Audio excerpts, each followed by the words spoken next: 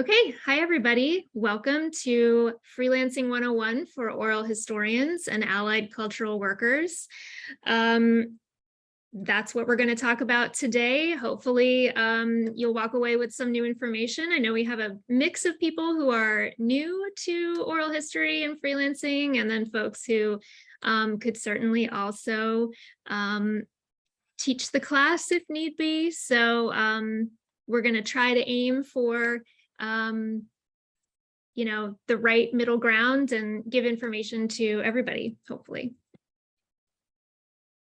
So intros first, my name is Sarah Dziedzic. I'm based on Lenape-Hoking on Munsee, Lenape, and Canarsie land in Queens in New York City. I do a lot of interview-based projects, and since I graduated from the Oral History Master's program at Columbia in 2010, and I run my own business doing a lot of different oral history related tasks. And most of the projects I work on focus on New York City neighborhood history, visual arts, community-based movements, and also institutional history. Hi, everyone. My name is Jess, Lamar, Reese, Holler. I am coming to you from traditional lands of the Lenape, Shawnee, refugee lands of the Lenape, Shawnee, and Wyandotte people in Marion County and Caledonia, Ohio.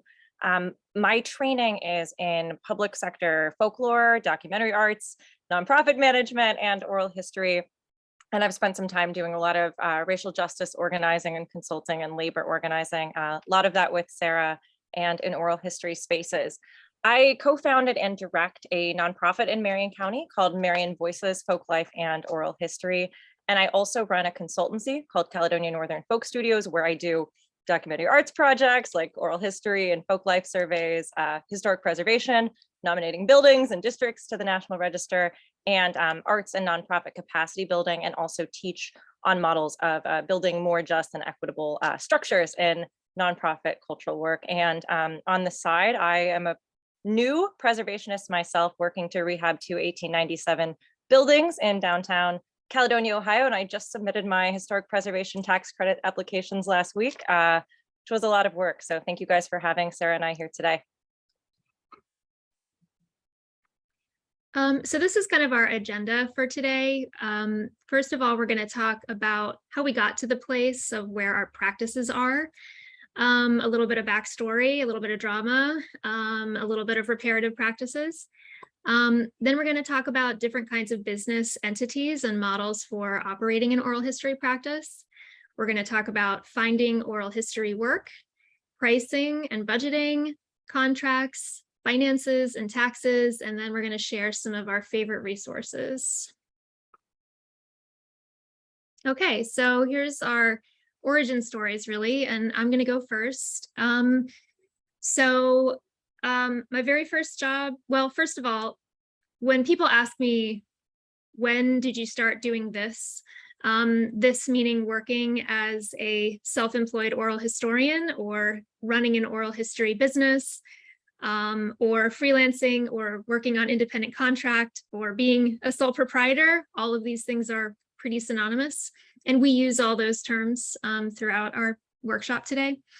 But basically, I started doing that in 2015, but there were a couple important points on the timeline that happened before that I want to draw attention to. The first is that my very first job out of college in 2004 was working as an independent contractor. So my boss basically taught me the basics of that kind of work. And those important basics are basically keeping really detailed track of time and activities. And that's because all of your time typically is related to a particular funding source, like a grant or some sort of special fund of a board. And then also keeping track of all your activities, because in a lot of grants, different activities are billed at different rates. So that was my introduction to working, keeping really detailed records of exactly what I was doing throughout the day. And my boss also introduced me to paying estimated quarterly tax payments. Who doesn't love those? And for anyone who doesn't know, basically when you get paid a check that doesn't get processed through payroll, it doesn't have taxes taken out before you receive it. And so the IRS's expectations are that you are voluntarily paying throughout the year on the income taxes that you owe that would have been taken out had you had that check processed through payroll. So I also got an introduction to business expenses, keeping really detailed track of all of the different things that I spent money on upfront to work as an independent contractor. And also, kind of in the abstract, I could tell how much extra administrative time it took to do all of these different things. The invoicing, the keeping track of expenses, whether they were my personal expenses or expenses related to the grants, and also just general bookkeeping. Another point on that timeline is after I graduated from grad school in oral history, I had my first basic contract in producing oral history work. And that was in 2010 and 11. So I basically got that contract through a connection from my graduate school network. The graduate school network at Columbia was really, really small in oral history at that time because it was only the first or second group of students who had graduated. So there was literally like 10 people. And the goal of this organization was really similar to the research I had done in my thesis, and that's why the introduction was made. So then it was time for me to come up with a proposal and figure out pricing.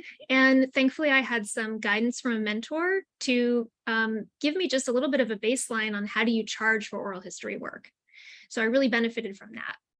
And then when I did that work, I took what I learned in my very first job of really keeping detailed track of my time and activities and thought about it through the matrix of this being oral history work, something that I wanted to have be my profession and do for the rest of my life, ostensibly. So did it make sense to charge this based on how much time it took to do? And those kinds of questions. So 2015, you would think with all of that experience, and I should also fold in, I also worked full-time for 4 years at the Columbia Center for Oral History Research, where I was managing projects on a much larger scale and had a much larger data set to think about how much time it took to complete different tasks. With all of that experience, when I began working as a self-employed oral historian, in essentially full-time, I made all kinds of mistakes. And I want to highlight those because just to be really transparent about the mistakes that we all make, even when we really have so much information at our fingertips and so much guidance and so much support.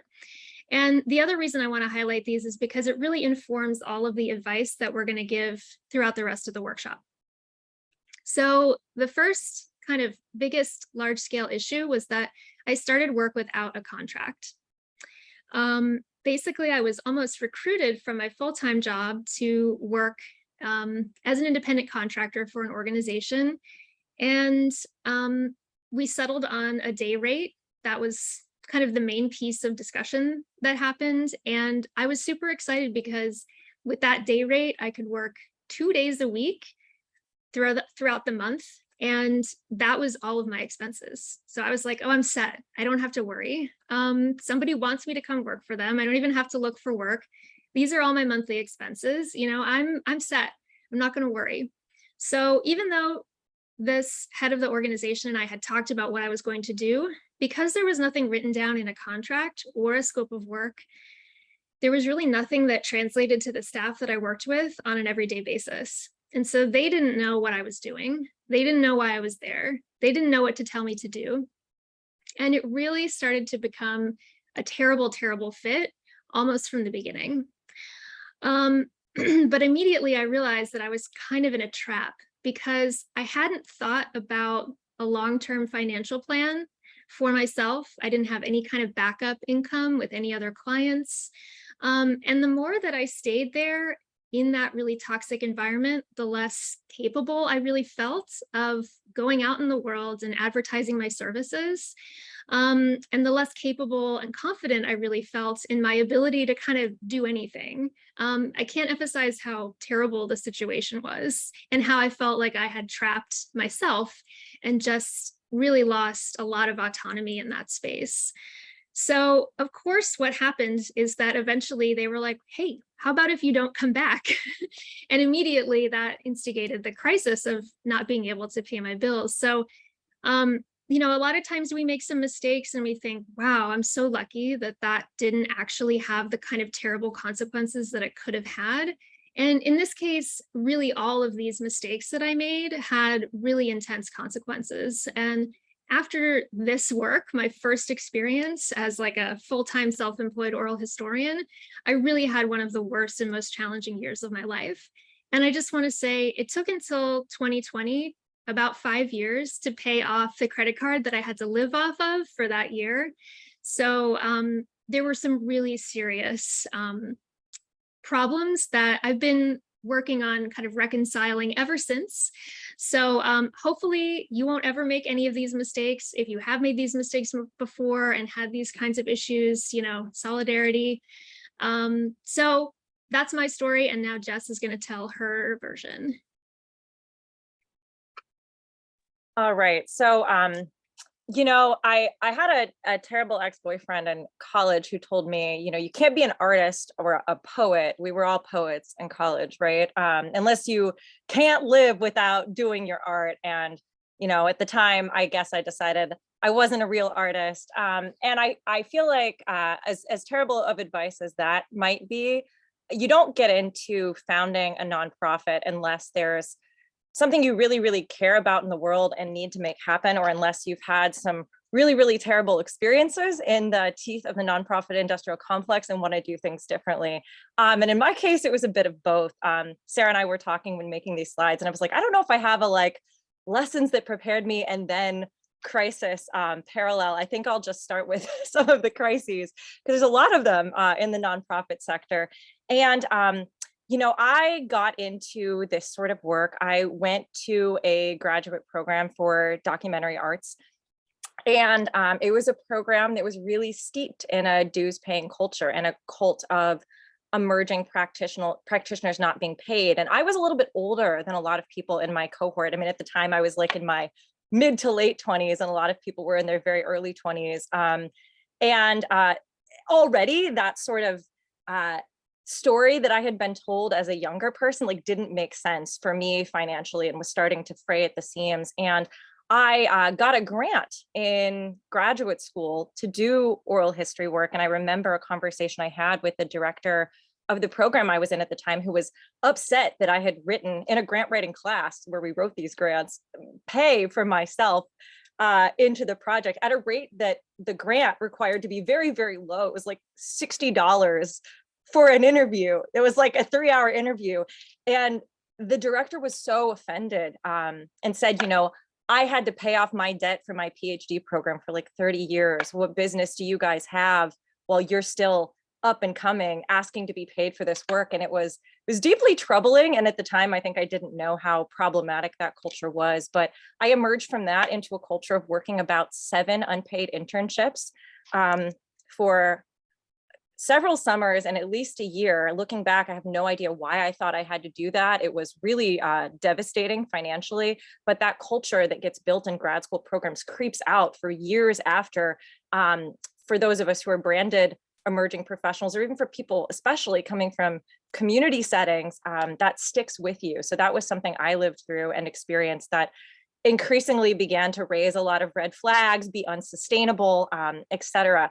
I took on some projects that I had pitched to other nonprofits. And at the time, like Sarah said about early work, was delighted to have gotten grants to be able to do work thematically that was in my wheelhouse and that I loved with organizations. And I quickly learned that I was seen as a younger person, as someone who had just gotten out of graduate school, as an emerging professional, and scope creep happened. I was just asked to do all kinds of stuff for the organization beyond what was in the grant. And the problem with the grant, it was a 1-to-1 match, and the match was my own unpaid labor. So a lot of problematic things making this work sustainable early on. That organization, after a lot of work on my part to try to sustain the project, wasn't interested in sustaining the project. So it was very unexpectedly sunsetted. A digital project that I had spent years of my life building disappeared from the internet because I couldn't personally afford to keep paying for it to exist. And there was no plan for what happened with it. And I also figured out at that same time that the organization was much more invested in the material and the work that I was producing than in sustaining relationships with me or the project narrators. And at one point had mentioned like, oh, it's no problem if we just like hire someone else to like take on this work, right? And I'm like, hold up, you can't afford to sustain the project, write new grants for it, or sustain me, but you're happy to hand the kind of like unfinished stuff that came out to a new person that you can pay less or maybe not pay at all, another intern. So the gears kept turning.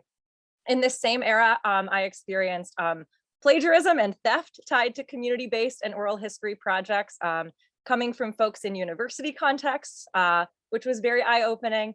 And this was also an era where I think a lot of historically white-led organizations learned to traffic in the stories of marginalized communities to do virtue signaling work, say, hey, we've got these photos on our website, we've got these first person narratives, but we don't actually have to change praxis. So long story short, I started realizing that it's like what organizations do and how they operate that makes the difference, whether something's sustainable, whether something's actually doing justice work, and whether I and other freelance practitioners can be in that space. I started asking if it was inevitable, if organizations got like this when you go from being a grassroots movement-based organization to a established nonprofit with a big staff and big budget. But I ultimately decided, actually, I don't think this is inevitable. I think these are choices that are by design, or they're the result of people with privilege not having to think about these things because they have a wealthy husband, or they're already salaried, or they're white, etc. So next slide. And for me, I got really interested in what could worker self-directed nonprofits look like, where the people on the ground actually doing this work at the front lines get to determine what the policies and practices are. What could it look like to build a nonprofit where you don't max out at like the ultimate salary you could ever have is $28,000 a year? What would it look like to pay community members for their work collaborating in these organizations? What could it look like to sustain long-term relationships that don't just randomly end when the grant funds dry up because you had a bad year? What could it look like to push back on like organizations trafficking in first-person stories and think about the real people you're building relationships with and obligations to them more than just their interview or their photo? And how could cultural arts actually be economic development and sustain livelihoods beyond these projects? So.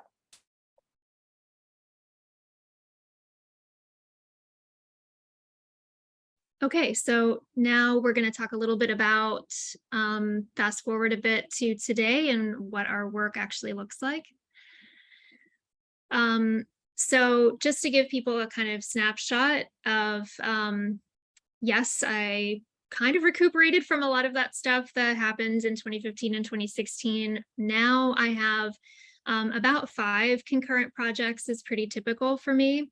And I work with a mix of organizations. Sometimes they're grassroots community groups, sometimes they're museums, research institutes, artist estates, and also individuals on certain projects. So there's really quite a mix. And I usually also have about 5 ongoing conversations with different people or organizations that could become potential clients. So there's really a long time between let's talk about maybe doing some oral history work and actually getting it funded and actually starting it. So it's pretty typical for there to be about a year of time between when I first have a conversation with someone and there's lots of good energy and good intentions between then and when we're all actually ready to get started.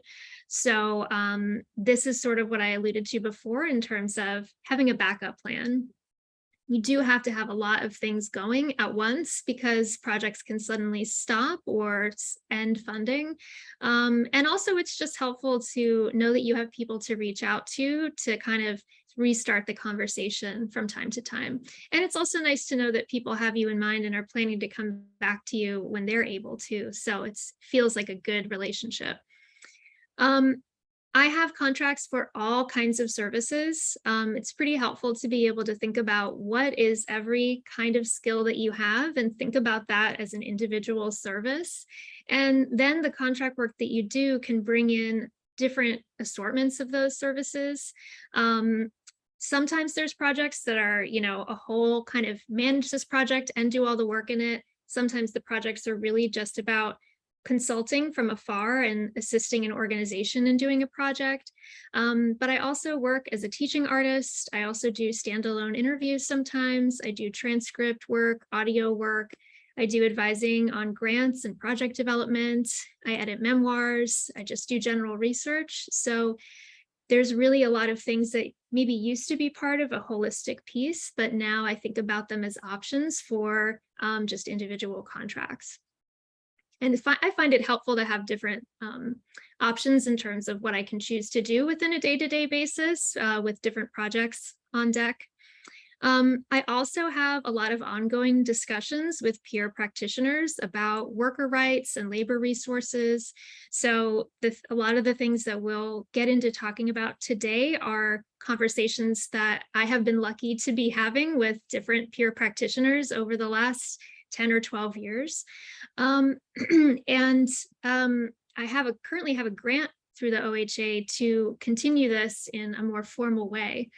And that grant has lots of origins, including work that Jess and I did through the OHA with the Independent Practitioner Task Force a couple of years ago. And other aspects of my business that are different now is I have a whole assortment of things that help me basically conduct myself as a business. And these are some things that we will get into in detail for later in the workshop. But I have a price list for myself to reference that I put a lot of thought into that I can look at in a quick moment and figure out what am I going to tell a client if they ask how much this costs. I have a different way of organizing my calendar, both daily and weekly and monthly. I track all my contracts and my invoices and whether they've been paid. I have separate bank accounts for my business practices and my personal account. I have a website that's a portfolio style so that people can look at my work, not just read about it or hear me talk about it. And I have also some reparative practices around wealth redistribution and the policies that I set, and also just a general vision about how I want my business to go, what kind of clients I want to move towards, and what clients I want to stay away from.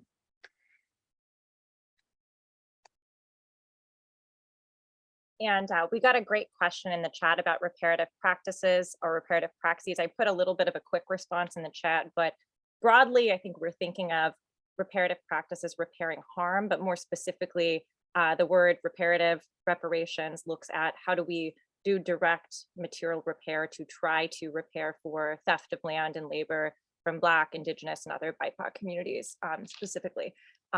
So I'm going to do a quick twin set of slides. One is, you guys heard all my horror stories in the nonprofit realm. What does the nonprofit I run look like now? And then I also want to share a little bit after about what my overall practice as a practitioner looks like. So I do run a nonprofit called Marion Voices, Folk Life and Oral History. I founded it with my amazing comrade, Johnny Jackson, in Marion County in 2017. We met at a protest, and we are Marion County's countywide folk arts and social justice organization. We do all kinds of stuff. I'll tell you a little bit about our programming in a minute. We started our life for about 5 years as the program of a historical society, and during some upheavals during the pandemic, where everyone was really hurting for funds, we branched out as our own 501c3 nonprofit. We run as a worker self-directed nonprofit. That's a thing. It's kind of like what happens if you mash up a 501c3 structure and the principles and values of a co-op. And we follow models and kind of procedure set up by the Sustainable Economies Law Center out of Oakland. Super recommend that as a resource if you're interested. All of our board members are active Marion Voices community members, collaborators, participants. It flies in the face of a lot of what the nonprofit industrial complex wants and tells you as a structure, which is you need an objective board not involved in the activities. You want like a wealthy white banker from outside of your community. We really push back on that and say, why would we want someone not intimately involved in the work and the values that we do governing the organization? That's going to be alienating for those of us doing the work, and it's not going to align with our strategic goals and priorities. Nothing about us without us. And we have a pretty wide-ranging annual program slate, which, full disclosure, is extremely dependent on the grants we get. I'll talk about this more later, but we are now in a crisis mode organizationally because we didn't get 2 major sustaining grants that have been a lot of what we relied on for the last 2 years. So what you do depends on the funding that you get. Generally, when we're well funded, we have an annual festival.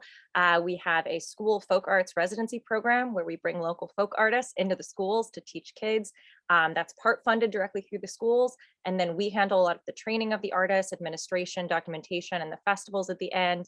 And we are increasingly doing preservation justice work, which is making historic preservation accessible to people who have historically been excluded from either preserving and amplifying their built history or having access to incentives for preservation. In the past, we did a big 2-year co-curation cycle where we did these 3 big seasonal cycles with community members, said, okay, what do we want to make? We had some amazing funders that made that possible. And we created an incredible Black history and culture exhibit for a local historical society. That's where the Marion Blackjoy Summer Festival came out of. And we also did a Black history walking tour booklet, a 100-page booklet highlighting about 16 amazing Black history sites in Marion County. And it's the first time something like that has happened in our community. Like I said, we're dependent on a local funding ecology. We tap our state arts council, our humanities council when we can, a local United Way, our community foundation. But like I said, funding isn't guaranteed and funders all have different politics and different things they want. Next steps for us, since we're experiencing some of the precarity of, wow, we didn't get that big $30,000 grant we were really depending on. There's too much need in our community and not enough funding. What are anti-capitalist community crowdfunding strategies where we can actually be resilient and not just like, okay, we're gonna have to just like shut our door for 7 months while we find another grant, because it can be like that sometimes. Next slide. And just a little bit about me. Yes, I run a nonprofit. I'm an executive director. I am not salaried. I am still a freelancer. I am a W-9 contractor. So I do more than full-time contract work, not more than full-time paid, managing and running a nonprofit on the ground when we have funding. But we're paid on a project basis. So I'm paid for particular projects. And until this past year, when we got an amazing NEA ARPA grant, we had no general operations support. So my time grant writing, running payroll, doing strategy, communications, graphic design, all of the behind the scenes things that you need to do to run a nonprofit that's legible in your community and functional were totally unpaid. I have no benefits and my work stops when the grants stop. And we are facing that in fiscal year 2023 because we just got 2 rounds of bad news and are down about $50,000 we thought we would have. Also, a lot of my work comes directly from being a teaching artist as a part of our program in the schools. So when I'm in there in the schools, I'm paid through that program in the schools. I also do lots of other part-time contract work. I run an artist residency and write grants for a nature center. I do exhibit work. I do oral history projects. I coordinate a music series for a farmer's market and run sound.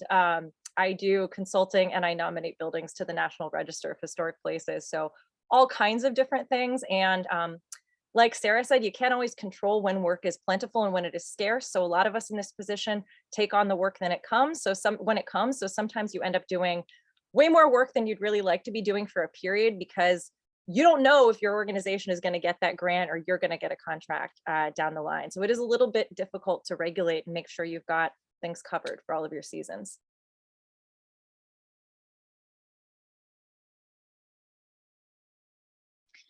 All right, so you've heard Jess and I talk about a couple different, basically working as a sole proprietor or a contractor and also operating a nonprofit. But we did want to do a little rundown of some of the other kinds of entities that you can do business under for you to consider. So, and the way that we've put definitions in here are kind of related to tax stuff because those are things that you really have to consider. We would all have these things, I think, if they didn't mean different things for taxes and different fees and different sort of regulations. So a sole proprietor is something you are automatically a sole proprietor if you do work on an independent contractor. This language about liability means like, yes, somebody can sue you and you can be personally responsible if you're found to be liable for whatever kind of financial damage somebody may accuse you of. This hasn't happened very frequently, so just keep that in mind as well. Doing business as is something that you can consider if you want to, let's say, name your shop something other than your first and last name. So that way people can, you can send invoices as this name, and you can receive checks as this name. You can get checks that have that name on it. It's basically the same as being a sole proprietor. You just have this other name you can use. A limited liability corporation is a protection that you can have. You can file for this, and there is a fee for it. You do your taxes essentially the same way if you're the only member of the LLC, but it does give you some protections in case of some sort of catastrophic lawsuit. A partnership is sort of the default entity for 2 or more people doing work together. It's kind of like an LLC where there's no corporate formalities, and you have a choice in the way that you do your taxes. You can essentially do your taxes as a sole proprietor.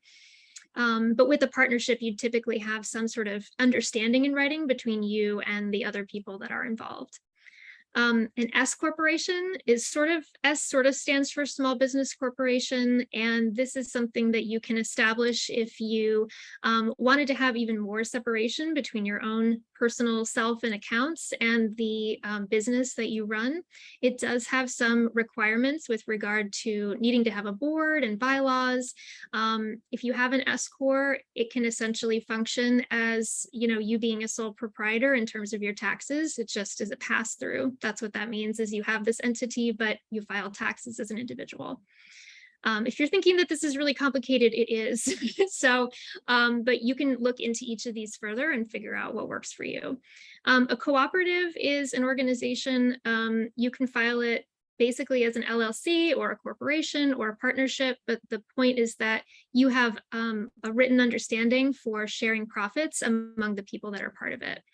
And then a nonprofit is also a type of corporation that's an incorporated group that functions for public good without the goal of profit. And Jess will talk about all the aspects of that in a lot more detail. And we're doing our best to trade off and answer questions in the chat while the other is speaking. So check there if those questions are of interest to you. So yeah, just super quick things on entity registration. I will say, full disclosure, things are different state to state. Federal ideally should be the same everywhere, but I work in North Central Ohio, and so I can speak to the Ohio context. So some of the things I'm going to say I haven't vetted for California or Indiana, but do your research. But as far as I understand it, the first step for most kinds of entity registration is to register at the state level. In Ohio, that's with the Secretary of the State's office. Make that website your friend.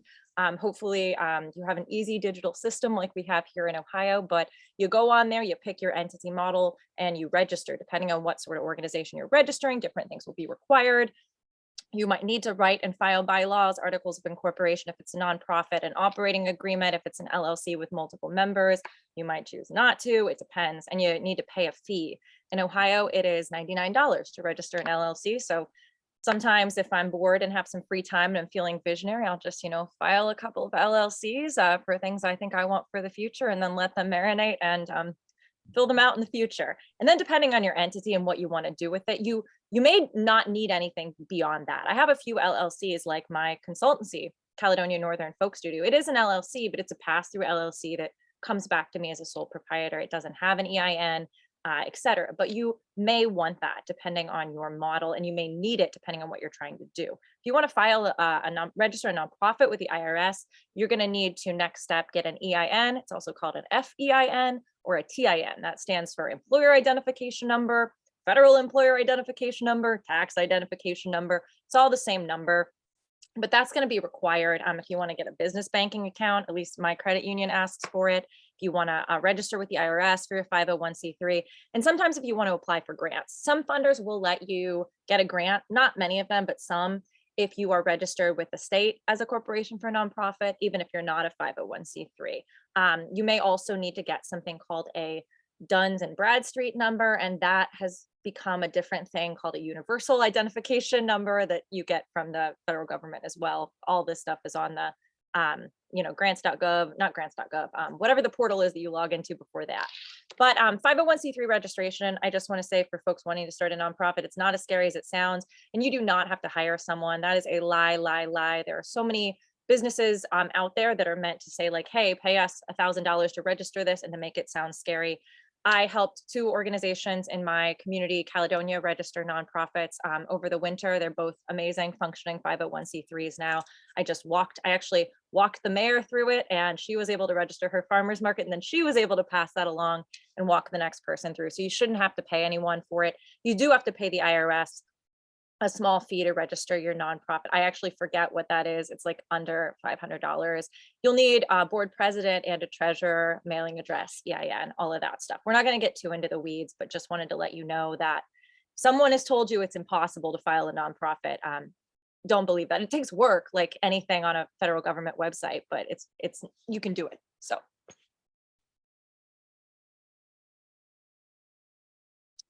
Okay, finding oral history work. So I want to kind of acknowledge some of the basic ways of finding work and how they can apply to oral history. I think in all of those discussions that I mentioned earlier with other peer practitioners about the challenge of finding work that pays enough to live, these are kind of all the things that people have said, well, did you try this? And did you try that? And did you try that? So I kind of want to go through these basic things first, and then some things that I find to be most effective. So networking, a lot of people are afraid of this word and it feels slimy, but the way that I think about it is just being willing to talk to strangers about, if not your work, then what is oral history a little bit. So when I was first kind of starting out and having some language around this, it was really helpful for me to think about, if this doesn't help me get a job, it might help somebody else get a job, or it might help somebody else get paid better for this kind of work. So that made me feel a whole lot better about talking people's ears off at dinner parties and whatnot about what this work actually entails. Then there's marketing. I just think about this as sort of talking to the general public or different publics about the work that you're doing or the work that you are doing. So a website is really great for, as I said before, showcasing the work that you actually do instead of writing about it or talking about it. Essentially a portfolio. A newsletter can be really interesting if you want to be sharing some of the processes that you're working through and how you work and some of the questions that you have about the work. Jess and I both have really been lured into a few different newsletters from different kinds of practitioners because we love how they describe their process and what comes out of it. So I think this would be great in oral history, but I don't know anyone who has a newsletter like this. Then on your website, you can have some good freebies that would showcase people a little bit of your workflow or a little bit of your how-tos that would give people a sense of what you'd be like to hire or to work with, either in collaborative partnership or a potential client. And then there's print media like business cards, project postcards, different kinds of signage or flyers. In some spaces, this seems really antiquated, but in other spaces, it's really essential to have something physical. And plus, I think everyone's memories are totally destroyed. And so if you have something physical to hold on to that reminds you of a person and the work that they do, I think it's great to have that. And then I think social media is really helpful, not so much for like getting clients, but for sharing the work that you're doing with your peer community and your friends and your family and anyone else who knows you and loves you and wants you to succeed. You can search for job boards or search on job boards for oral history work or request for proposals. That's RFPs. And I think about this as just doing the work that people are asking for, not trying to create anything new, but just fulfilling the tasks that people have set out that they want you to do. Which can be kind of humbling if you don't really love the work, but can be really helpful if you need some income or maybe you need experience. And then there's no shame in doing part-time work or full-time work and essentially thinking about it as finding a bridge that provides some kind of financial security or stability until your next opportunity to do oral history work. So for a long time, I still kind of have a part-time job that has nothing to do with oral history that is just so helpful because I know that it's reliable money for when I need it. And these are some things that I call the tried and true strategies to finding oral history work, because in practicality, this is actually how I get work. Having a work portfolio or a website that just shows visually what kind of work you do, I think is really, really helpful. Jess and I both have a kind of portfolio style of websites. And when we share a slide at the end with our websites, and you can go there and take a look at that just as two examples of a portfolio format. It's super helpful to be able to quantify some aspects of your work, especially if you're talking to people who don't quite know what oral history is yet, but they think they want to do it and might want to hire you. It can be really helpful to provide some numbers. You know, I've done this many interviews, or I've gotten this many grants or fellowships, or I've produced this many documentaries. Whatever it is, it can be helpful to help some people understand what does this really mean in terms of your day-to-day. What do you actually do? Then think about a few quality-based examples of how you work that showcase your approach. So an example that I often use to describe this is that the work that I've done on memoirs, where I basically was brought in as a liaison between the publishing company and the person whose memoir was being produced to help at the late stages of the editorial process and to just assist where maybe there's some issues with technology, issues with tracking down the most recent version and tracking edits across to the final document, because of course, every single word in a person's memoir is incredibly important to them. And sometimes those things can get lost when somebody isn't super great with technology, or one of the people that I worked with on a memoir was actually in prison during the late stages of the editorial process. So obviously there's barriers to communication there. So just being able to work in a patient atmosphere and to be incredibly detail oriented, that's an example that I give even in oral history context to kind of explain, this is how I approach something that's complicated. And then you can contact your friends and your family and your mentors with a clear description of the work that you're seeking. So I just think of these people as they always have you in their hearts and minds. And so why not just explain to them as clearly as possible that, yes, you are looking for work, and this is exactly the kind of work that you need. And then just maintain good relationships with peers and colleagues and practice an abundance mindset. So what I mean by this is, yes, there are a lot of times where those of us who do this work don't have enough of it. But if a project comes along that isn't really in our wheelhouse, and we know that it's in someone else's wheelhouse, pass that project along. Help find the best fit, help find the best oral historian for that work, and recognize that it might not be you. And in reality, I get referred a lot of work that really is in my wheelhouse. So I like to think of those wheels moving. And then reach out to some former clients, good former clients who you really like to work with, and basically explain what your availability is, and maybe, hey, I was thinking about, maybe there's a way to do a project about this topic that we left open. By the way, I'm available next spring. Is there any chance that we could have some more conversations and maybe work together on this? I find that to be super helpful. I wouldn't recommend doing any kind of full-fledged pitch in an email, but just reach out to people, and you never know when work will come back around.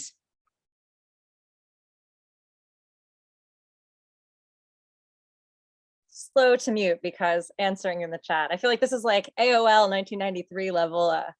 I guess they didn't have AIM in 1993, but anyway. So pitching your own projects.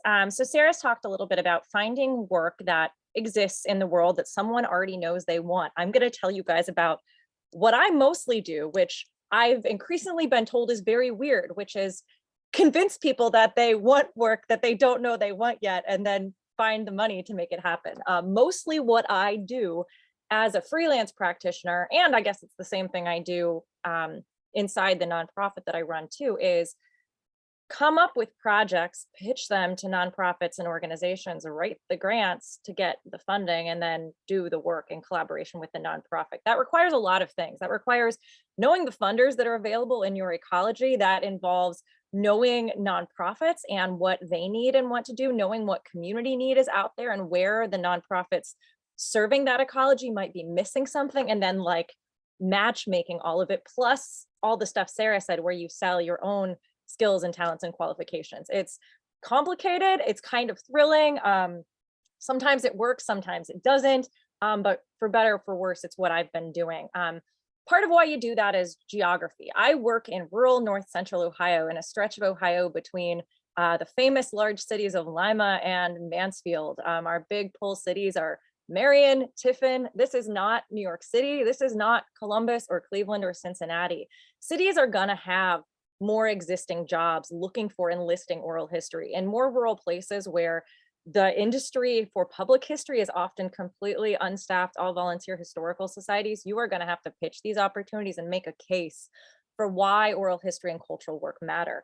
Part of why I work in historic preservation is, there's a really wide field for thinking about story work as creative placekeeping, as place activation. So if you can pitch those things in those ways, this is going to be a part of a downtown revitalization. This is economic development. Those things matter and make sense in places like where I am working. So part of what you need to do to pitch your own projects is you need to know the funders. Do a grants matrix. I'll show you a quick one that I mocked up in Canva. It's not pretty, but it'll give you an idea. Memorize their calendars, learn what their programs are and what they want to fund, and also learn their edges. This is like a term from permaculture, right? But like, what are the fertile growing edges? Like, do you have a funder who wants to get into justice work and trust-based philanthropy and has a really bad track record of not doing that? Then pitching something that does that and helps them grow at the intersection of what the organization does and what you do can be really attractive. Some of that is time, right? Like, what is timely, what is hot in the moment? I'm not saying like do slimy things and pitch things you're not invested in because they're hot. That's something we see a lot in justice work, and you can tell when someone's just doing that because they're trying to get with a trend and they don't care. But I'm saying know the trends for the deep work you're doing, and you can take advantage of those and make a case. Build relationships with nonprofits. A lot of what I do have to say, it's place-based, right? It's rooted in like real connections in a place and in a smaller place where like the connections are like pretty saturated. We know each other. I know all of the statewide funders and networks pretty much after 7 or so years doing this work. But things work better when you have relationships. But as Sarah said, cold calls can sometimes work too. But you do need to understand, if you're going to pitch an organization, what their budget is, what their entity structure is, what their mission is, what their needs are, their organizational culture, and their limitations. I have pitched projects and collaborations and written grants for schools, for nonprofits, for municipal governments. Those are all options for where you can build these collaborations and pitches and get yourself a job doing what you love that meets community and organizational need and makes funders happy. And the third step is, pitch your project. There's a lot of options there. Usually, to be really real, what I do is I ghostwrite grants for organizations. The funders know that that happens all of the time. I don't get paid to write the grants. And if the grant doesn't land, I am out all of that time I spent pitching the project. Sometimes you can work that relationship into a paid grant writing role. One of the organizations I work with now, a nature center, I do get paid to write grants, and often I am one of the contractors on the grants as well, but that's after years of working together, and a lot of unpaid grants too. The only thing I'll say here is just be mindful of intellectual property negotiations. What happens if you ghostwrite a grant for an organization and it isn't funded? Like, are they going to like take that amazing idea you created for them in the exhibit plan and all of that, walk it to someone else, and then hire Billy, who just graduated from a public history program and like really feels like Billy has no choice but to like work for free or as an intern? No offense to Billy. I mean, Billy has lots of reasons, dues paying culture, to feel like that's what Billy can do, but just be aware of that. Ask those questions, all the things that, might make people be like, wow, you're really not a trusting person. You can be like, actually, no, I'm just a professional and I've seen it all. And I want to make sure that we have our organizational prenup. So just be aware of that. And this is just a really quick, kind of ugly, sorry for the bars, they're not even grants matrix, but just giving you some ideas of some funders that I work with in my local Ohio ecology. Y'all have a lot of your own. And if you're lucky to live on East or West Coast cities, you probably have way more foundation funders for arts and humanities than the options that we have. Like, so take advantage if you've got a Pew Foundation or all of that in your neighborhood. But this is just kind of what a grants matrix would look like that you're going to need to keep track of if you're a freelancer pitching organizations, right? What are the funders? What are the programs they have? Who can apply? I didn't have enough space to fit this in, but like, what are the programs and what are the deadlines? You need to know that. Like, I have learned that the Ohio Arts Council has an awesome grant called Arts Next. It's up to $20,000 and it is for innovative path-breaking, disruptive innovation in the arts, transformative work, justice work, stuff that hasn't been tested. That's a really, really cool grant because it wants to do experimental stuff. And that's what it says in the grant description. So you need to know what the programs want to fund too. The Ohio History Fund is an awesome program. My amazing mentor, Andy Vierhoff, runs that program. And I just saw him present at a conference a few days ago. And what's cool about that program is there's 3 categories: programs and collections, organizational capacity building, that's rare, train your board, learn how to do bookkeeping, and brick and mortar. If you do anything in preservation, brick and mortar funds for capital, for buildings, really rare. So learn the grants and the programs that have like rare stuff in the ecology too, so you can match that to an organization. And also know what the funders, like I said, their mission, their goals, and their kind of fertile edges or growth areas are. Next slide, Sarah, thank you. And just a quick golden rule for pitching projects: triangulate. This is actually like, there's 4 things, so that's like a square, but just like pretend it's triangle. So you need to know the funders' priorities. What do they want to fund? What are their stretch goals? Like I said, what is the organization's mission? What are their fertile edges and their strategic plan? Where are they like maybe not doing the thing they want to be doing or saying they're doing it, but the community's like, actually, you're not doing that. What does the community need? You always need a project to fulfill a real community need. If a project is conceived by you, like the artist, documentary artist, oral historian, the nonprofit, and the funder, and there's no conversation or planning with community, that's a problem. So what is the model for community collaboration? What is your evidence of community planning? Get a small planning grant first and actually plan it over a period of a year. That's what Marion Boyce's did, and it was the best thing we could have done, because the praxis, how we do things, matters more than what we do. And finally, you got to triangulate in there your own skill set. So how does your unique skill set help close the gap? If you speak to those things, that's how you can kind of make an effective pitch that is going to actually work for an organization and then work as a grant for a funder. An organization is not going to, by and large, want to work with you, or you're like out of nowhere pitch, unless it aligns with their mission. So if you want to do an oral history of, Columbus style party cut pizza, I'm going to have to find an organization that does something with foodways or pizza. If I just pitch that to something entirely unrelated, that's not going to be useful. But if I find a Museum of Columbus history that's been wanting to fill a gap and not having a lot of foodways resources, that might be a really good time and a really good organization to pitch to.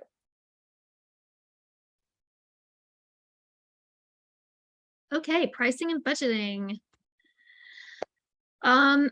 So if you are working with a potential client, they might ask to see basically a project proposal, and that would also include a budget. The project proposal is really the narrative part, and you're probably excellent at coming up with why projects are important, et cetera.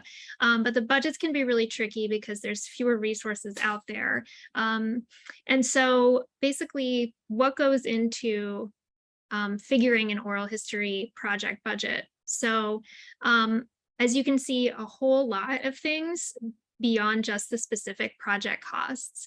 So there's your general costs of living wherever you live, and also the cost of doing business where you're based. The consideration of the time it takes to quote unquote move at the speed of trust. And this is a quote from the Oral History Association's best practices for social justice oral histories. The words of that title are probably officially in a totally different order, but that's where you can find it. And this just means all of the extra administrative time and attention that all oral history projects and budgets should reflect. Also, it's important to consider the operating budget and location of the organization that you're sending your proposal to. So for example, I work with some organizations where their operating budget is millions of dollars. This is something that you can also look up online because if they're nonprofits, their tax documents are public. And also I work with organizations where their operating budget is one staff person and it's under $100,000. And that's kind of my threshold for where I have some flexibility with my prices. If that's how small your organization is, then I'm happy to talk about working for a lower fee if the work is valuable to me and valuable for the organization. And then there's the project costs. And of course, that also includes all of the administrative time that goes into doing this work. So everything that I mentioned at the very beginning of all the invoicing and the logging expenses and the tracking all of the details, that takes a lot of time. And that's in addition to the time that oral history projects take, because you're working with narrators. And if you are moving at the speed of trust and wanting to work in a respectful way, sometimes time is what you need in order to establish that trust and show the respect. And then there's project costs. And of course, there's administrative time and project costs too, but there's also direct compensation for labor. There are the costs of subcontractors, including administrative time for managing subcontractors. And then there are also whatever your actual project costs are, whether there's an event and all the materials that go along with that event, equipment that you need, and then things like insurance that you might need for certain projects, everything that goes into the project, that is what actually helps you calculate what your fee is and what you're going to put in your proposal. Now, what do you actually put in the proposal that you share? The list is smaller. It's the services that you're going to provide, the prices, and I'd recommend sharing prices that allow some room for negotiation. There's also the reimbursable expenses that might be included. And then optional, you can include a budget justification, or as Jess will share later, an equity budgeting statement. And I have a couple examples. So this is an extremely simple budget proposal. So you can see from that long list of things that went into calculating this, how small the section is that I actually send in a proposal. So it's just the interview fee. And I find that it's usually helpful to include as many of the tasks as possible that go into producing interviews in that interview fee. In other words, most people don't want to do a lot of math in order to figure out the bottom line. And don't be afraid of whatever your bottom line is, because it costs what it costs. And then you can also consider something like a project management fee, or something that, if interviews are your base fee, figure out what else is sort of hard to quantify, make it a percentage of that fee, and then that can be kind of the way that you showcase administrative time, or however you want to call it. Just make sure that it's what you need in order to complete the project. And then this is a slightly more detailed budget proposal that allows for some optional services, which you can see there: transcription, some transcript post-production, audio clip production, interview summary. There's also a reimbursement on this. And you'll see that the prices are different, and that has to do with a lot of things, including the size of the organization of the client, my understanding of how the clients operate, whether I've worked with them before or not. And I should say that both of these are very, very small project budgets and small projects. And both are with museums, and both involve interviewing somebody who's affiliated with the museum in some way. So that's why there's not in this budget some kind of narrator compensation or a bigger team of compensation. And Jess will talk about narrator compensation as part of oral history project budgets too.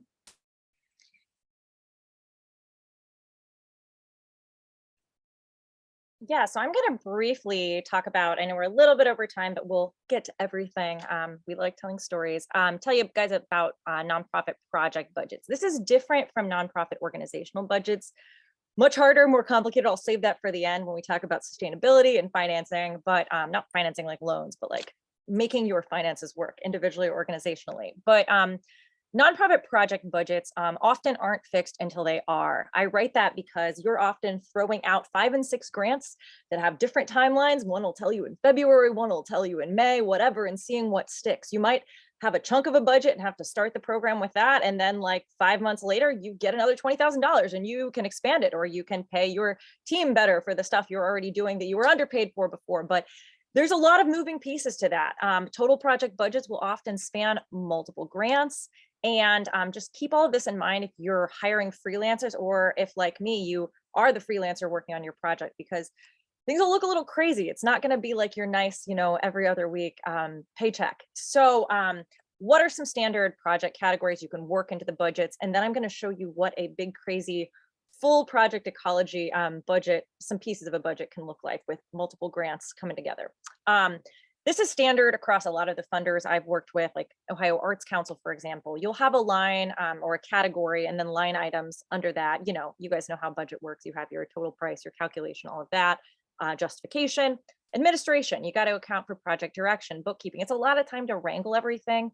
And administration often involves, as I learned the hard way, I don't think I've ever been paid for this in my life, but you got to do a big grant report at the end, which is as long or longer than a grant, plus all of the multimedia components. So that needs to be paid for somewhere, ideally in the grant that comes through project direction, right? Labor, all core project labor should be paid and should be paid sustainably. Depending on the funder, you either list that by a role. So I would list Sarah and then all the different things Sarah is doing. I hate budgets like that personally. I think funders sometimes want you to do that because they're like, oh, Sarah's being paid a lot. Let's just pay Sarah $10 an hour, because that's what oral history is worth, right?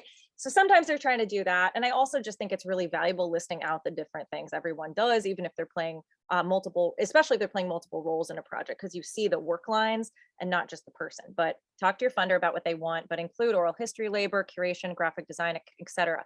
I also always include equity budgeting stipends for narrators, community coordinators, anyone who is doing work that makes your project possible in a community, especially if you are an organization coming from a positionality of comparative power, or a practitioner like me, a white practitioner doing work in a community of color, in an indigenous community. If you are a cisgender practitioner doing work in trans communities, you really need to account for whoever you're leaning on to build that trust and do that repair work, and they need to be paid very, very well, especially if it's DEI labor.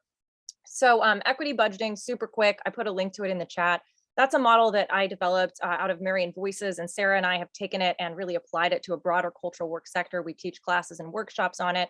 There's resources on equitybudgeting.org, but part of equity budgeting practice is you plop something in the budget justification and every grant every time and say, this is why everyone's being paid well. We want to build an ecology that's sustainable for freelancers. We want to honor community labor. We want to really recognize that the work that narrators do telling stories is labor. A lot of that work has been really championed by Danielle Dulkin, an amazing practitioner who has a great essay on their website called Fuck You Pay Me, which is making a case for paying oral history narrators. So just want to let you guys know the budget is the place to put that in. Don't rely on the organization you're working for to do the right thing and pay narrators. It needs to be in the budget. Project materials, consumable stuff, equipment, stuff that you need that doesn't go away, like iPads or speakers. Promotions, this is critical for funders. I have some funders that won't fund a project unless 20% of it is promotions. If you're gonna do any kind of public humanities or arts project or program, it's like the tree falls in the forest thing. You need to advertise it. I mean, things I pay for in grants all the time, right into grants, postcards, yard signs, very effective. Just started doing those this year. Gotta love the yard signs. Newspaper advertisements, digital ads. Funders want to see this in your budget. For the last 2 years, everything Marian Voices has done, we run a 3-day ad run in the Marian Star. It's called the Overline position. It is right over top of where it says the Marian Star. It's a big band. The ad's about this big. We use bright colors. Everyone sees that in every gas station. It is not super easy to book ads in newspapers these days because local newspapers basically don't exist. Hilariously, the marketing agency we work with for Gannett, which is a worldwide newspaper conglomerate, is called Local IQ. And after about 6 months, they wean you off of a local rep, and then you have to call a call center, and there's no one local at all to talk to. So good luck finding a way to book newspaper ads, but highly recommend it. And accessibility. I love the Ohio Arts Council. They are an incredible funder, so progressive. We are lucky to have them. And they have a category in their budgets that is for accessibility, for language justice, translation access, for anything that's going to make programs more accessible for disabled people. That can be ASL interpretation. That can be anything physical.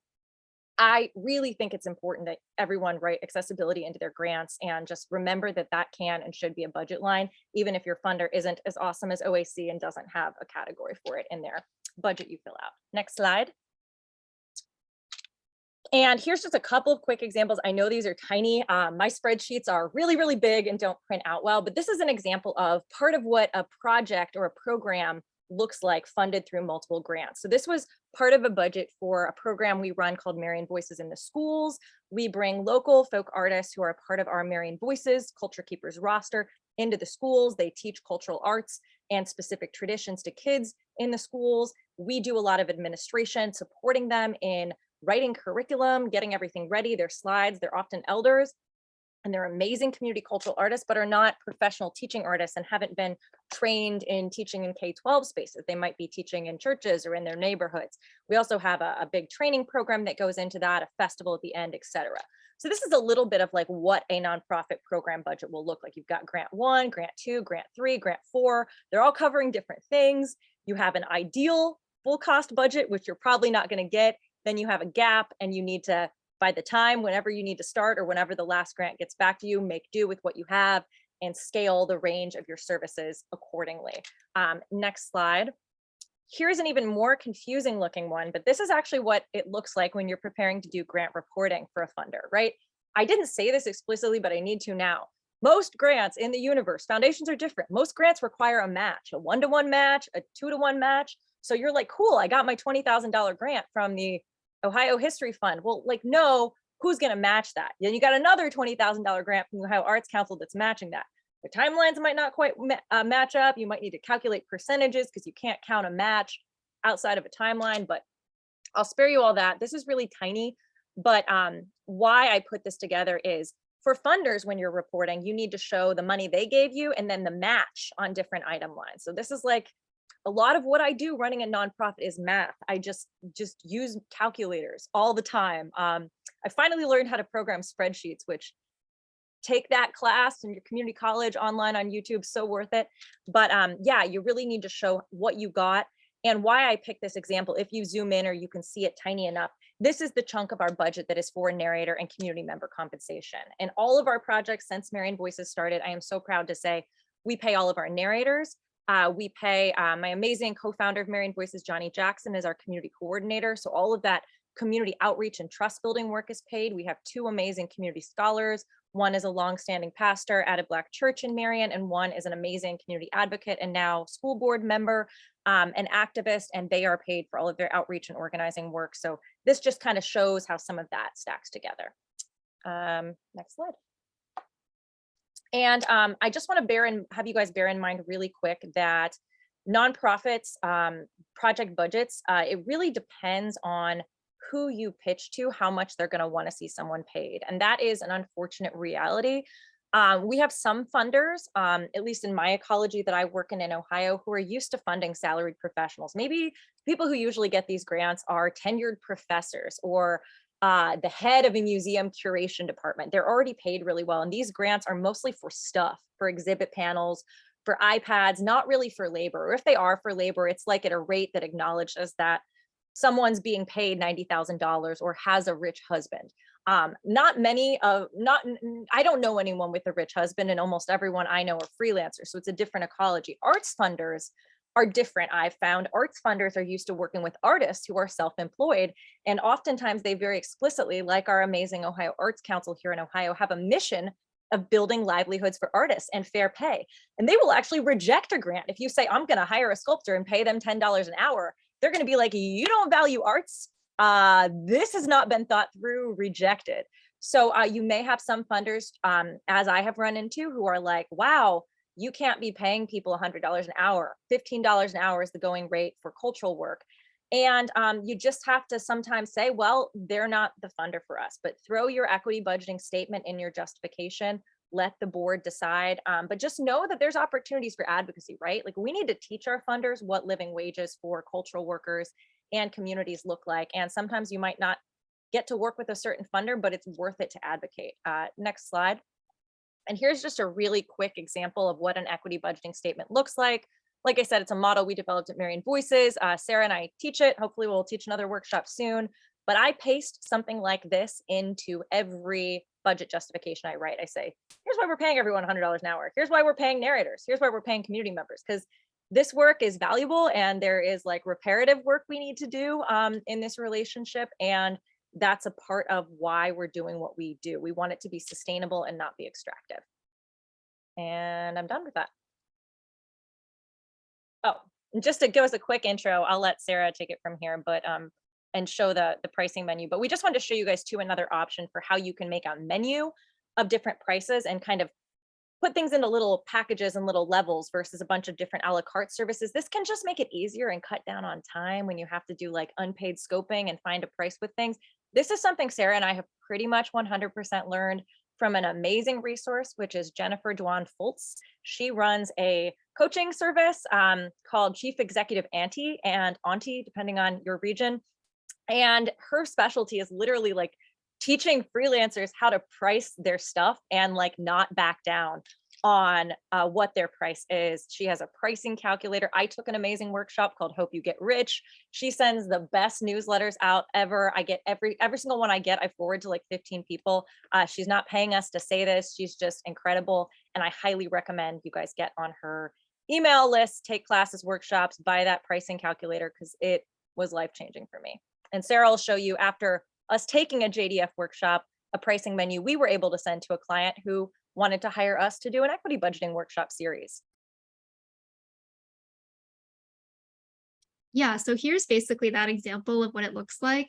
If you're really not sure how the client is going to respond to your prices, you can give them a menu, which does allow them some choice. And what I like about this is that there are different options for service packages. Instead of saying, well, you can either have an interview for $2,000 or an interview for $1,000 or an interview for $500. It just shows different ways that you can do work and work with them depending on what their budget is. Okay, so contracts. And before I get into this, I'm going to share a link in the chat to this resource that a number of us, including me and Jess, created over the last couple years, which is a toolkit for independent practitioners who do oral history.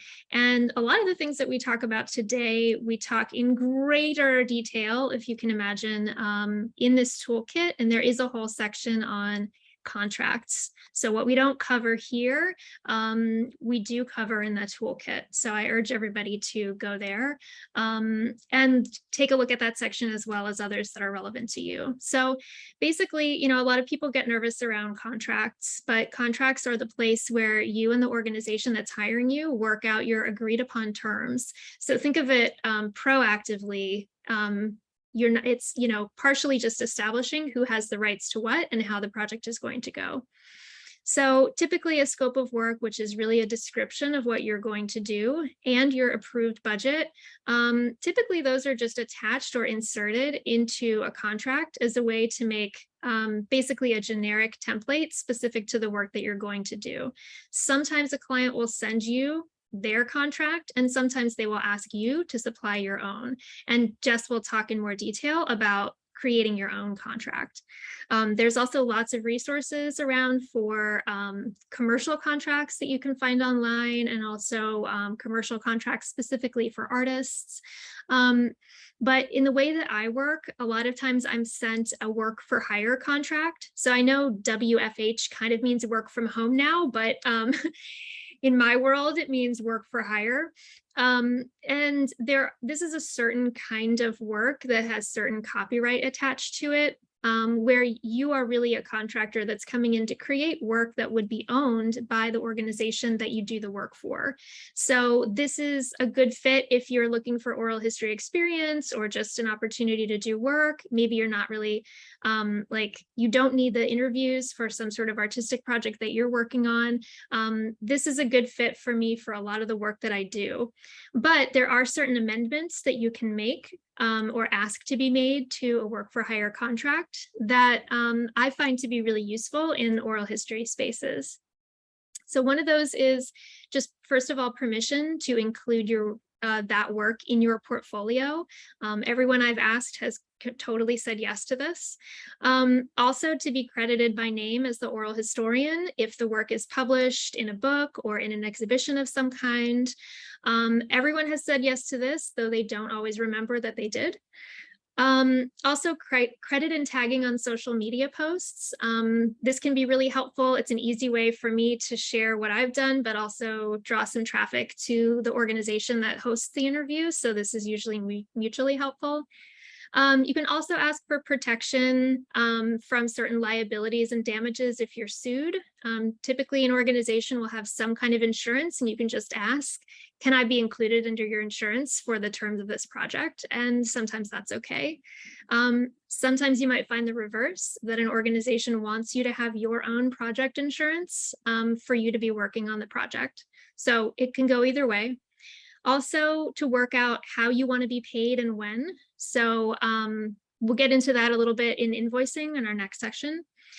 And also you can ask for first rights of refusal if a project continues in some way after your contract ends. Essentially, that means that if they're going to use the interviews that you conducted in some way for some other kind of project, that they'll come to you first to see if you want to be involved. Because a lot of us think really holistic about our oral history work and the relationships that we build and maintain with narrators.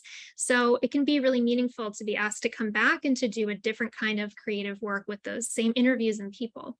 And a lot less exhausting for the narrators and community members too, so they don't have to manage a whole new relationship on the same topic. Mutually beneficial. And also it's important to check whatever freelancer rights and protections are applicable in your municipality.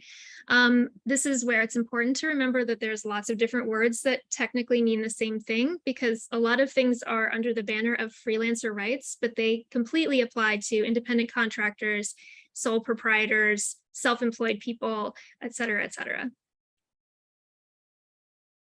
All right, I'm going to go quick through some of this, hopefully not talk too fast, but I'm not going to linger just because we're a little bit behind time and we want to get through everything with you guys. Sometimes you make your own contract. As you've seen in Sarah and I's little dual team here, like I just, because of where I work, how I work, whatever, I end up making my own contracts a lot. I work with a lot of organizations that don't have lawyers and that sort of structure. So you may be expected or have the opportunity, depending on how you see things, to provide your own contract. It's a great chance to set baseline expectations. And I'm going to walk you guys through a little bit of anatomy of what I include in a contract. I am really, really proud of the contract I use. It's something that I reached out to Sarah several years ago and was like, do you have a baseline contract? Sarah was really helpful, shared that. I added in other elements from bad experiences I have had that I wanted to change around, from the consent forms Marion Voices has developed, and it works well for me. I actually am in contract negotiations right now, and a lawyer for an organization that has one wrote back to me and the organization that's trying to hire me this morning and is like, who prepared this contract for you? So I take that as a point of pride. I'm like, did it myself with my amazing network of organizer peers that, you know, we've had some things happen and now we know what to ask for. So yeah, so I will click through a little bit of an anatomy and show you what's in the contract. This is a contract for a historic preservation project, not for oral history. Kind of did that on purpose. I don't want you guys to read it all extensively and focus too much, but I just want to tell you what the sections are, and you can make your own translations in your head for oral history work. All right, Sarah, I'm going to be a little bit demanding here, but next slide, and we'll go quick through these. So anatomy of a contract, next slide. Yeah, that's good. So project summary. At the beginning, at the top, I usually have the name of my project, all of that. I've redacted some of this because it makes me look like a cool spy. I'm not really, but this is just a boring historic district nomination. No government secrets here that I know of yet. Although, you know, like oftentimes old buildings did have funeral parlors in them. So there's like always a possibility for dark government secrets. But I just summarize the project quickly. I say how long it's going to take.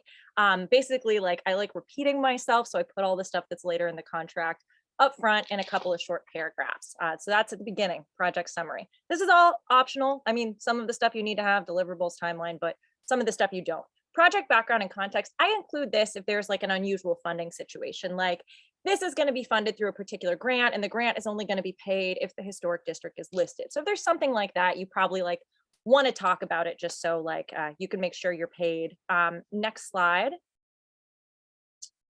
So project summary, project background. This is a really important part that Sarah talked about. So scope of work. This is really where you set out what you're doing. This is just part of my scope of work. Couldn't screenshot it all, but it's much longer, but you set out what you're going to do. In this case, I'm doing historic research, architectural description, building and site photography, photo labeling, blah, blah, blah, blah, blah. For oral history, you know, fill in all of the things you would be doing. And that could just be doing the interviews, but that could be indexing. That could be, I do a lot of work where I actually do the full circle, kind of like Sarah said, you make audio clips, you make short edited documentary pieces. If you're turning over photographs, if you work as a dual photographer, oral historian, you want all of that spelled out. So that's kind of the heart of your contract. Next slide. And we've got anticipated deliverables, kind of boring, but you want to spell out exactly what you're giving them, especially if that's different than the services you are providing. Next slide. Anticipated timeline. This shows when the work is going to be completed. In my case, for this historic district project, it is queued to cycles of when my State Historic Preservation Office accepts them. Might depend on your grant timeline, or it might depend on something entirely different if the organization is just paying you out of pocket. They have their own timeline and needs. Next slide. This is a pay and remittance schedule. This is important. I'm going to talk about this more in a bit if we get to it, but you want to spell out when you want to be paid. Sarah gave you some great options there. My ideal for this kind of a historic preservation contract is, queued to milestones, 25 at the beginning, 25% with the draft submission, 25% here, blah, blah, blah. Unfortunately, and this is going to be something I talk about in a minute, this particular grant is a reimbursement grant to municipalities or building owners. The whole historic district nomination has to be accepted and listed to the National Register. Well, accepted in Ohio, not listed quite yet, before they get paid. So in this case, the community I'm working with decided that they don't have liquidity and they don't want to take the risk. So they are going to pay me after the project is done when they get their reimbursement. So this is a contract for 100% back pay. And as you can see, I'm starting the work now, and I'm not going to be paid at the earliest, depending on the deadline I hit, until March, and at the latest until June. But most of the work I'm going to be doing in the next couple of weeks. So that's not ideal. That's hard on the contractor, but you may face that sort of thing where organizations have to follow the liquidity of when they get paid out from the grant. More on that later. Next slide. And these are the 3 or 4 really, really important ones that are not things I was taught to put in a contract, but I really care about intellectual property and rights for individuals and communities, not because I'm a capitalist, but because in the nonprofit industrial complex, organizations often take stuff from artists and communities and traffic in them.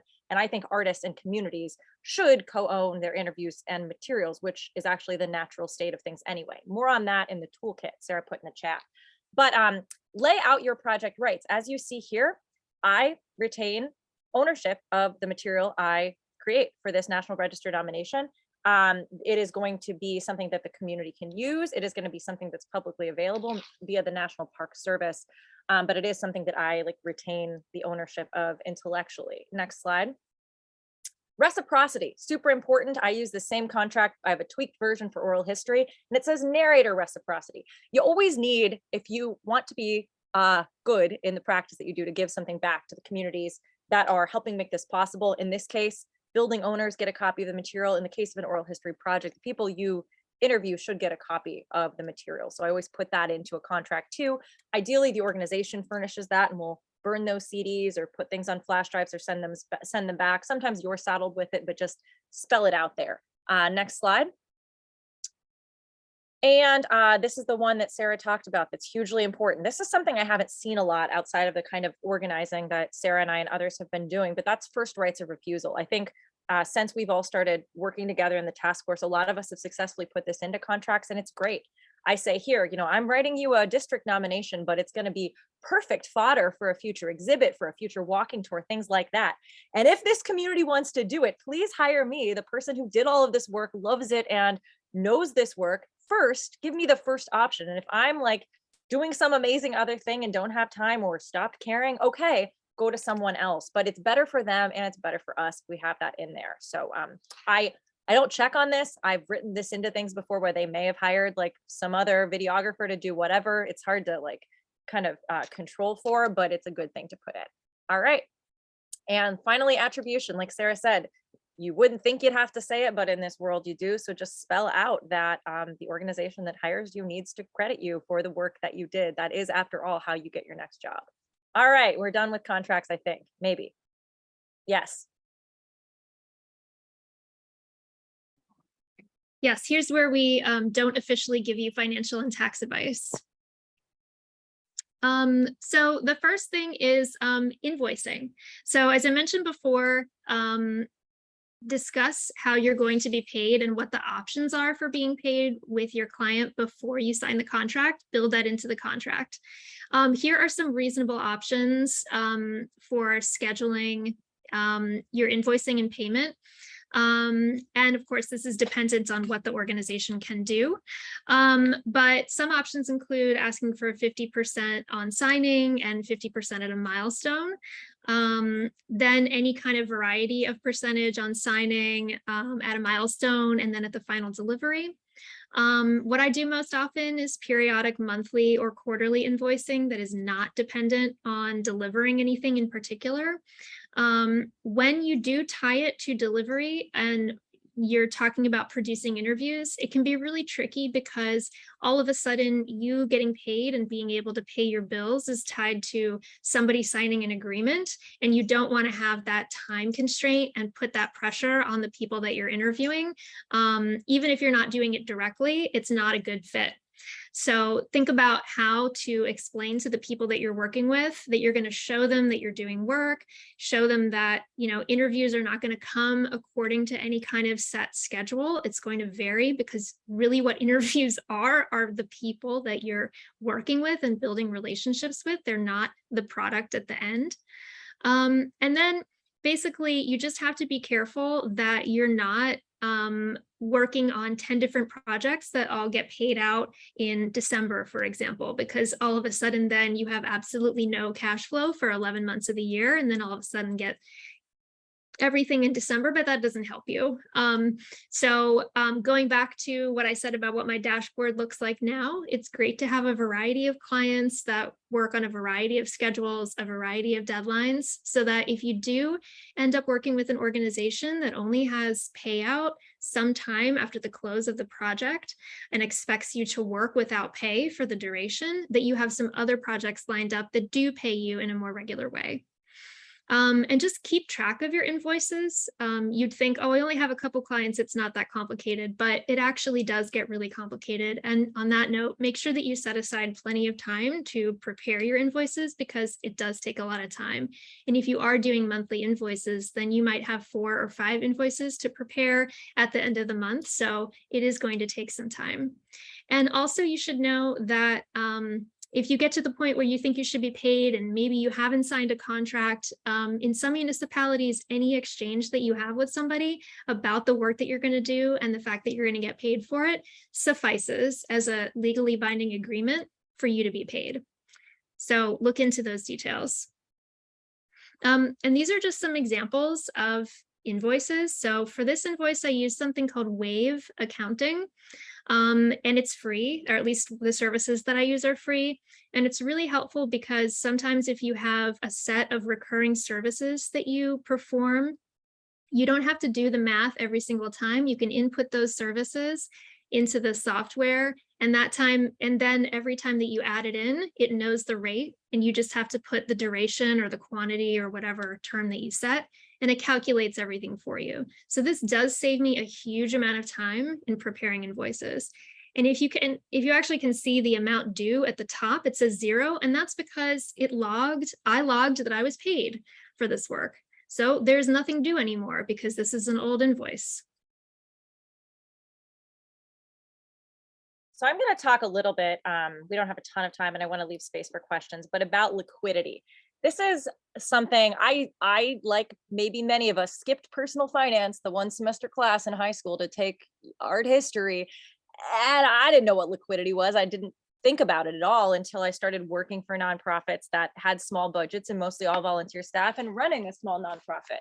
So liquidity matters a lot if you're working with small and grassroots organizations, because grants don't give you 100% of the funding at once. Sarah has told me that in some places, and maybe community foundations, other places, maybe outside of North Central Ohio, it's different, but the funders I work with, in the best case scenario during the pandemic, the Ohio Arts Council grants paid 75 up front and 25% at the end. And I think Ohio Humanities does as well.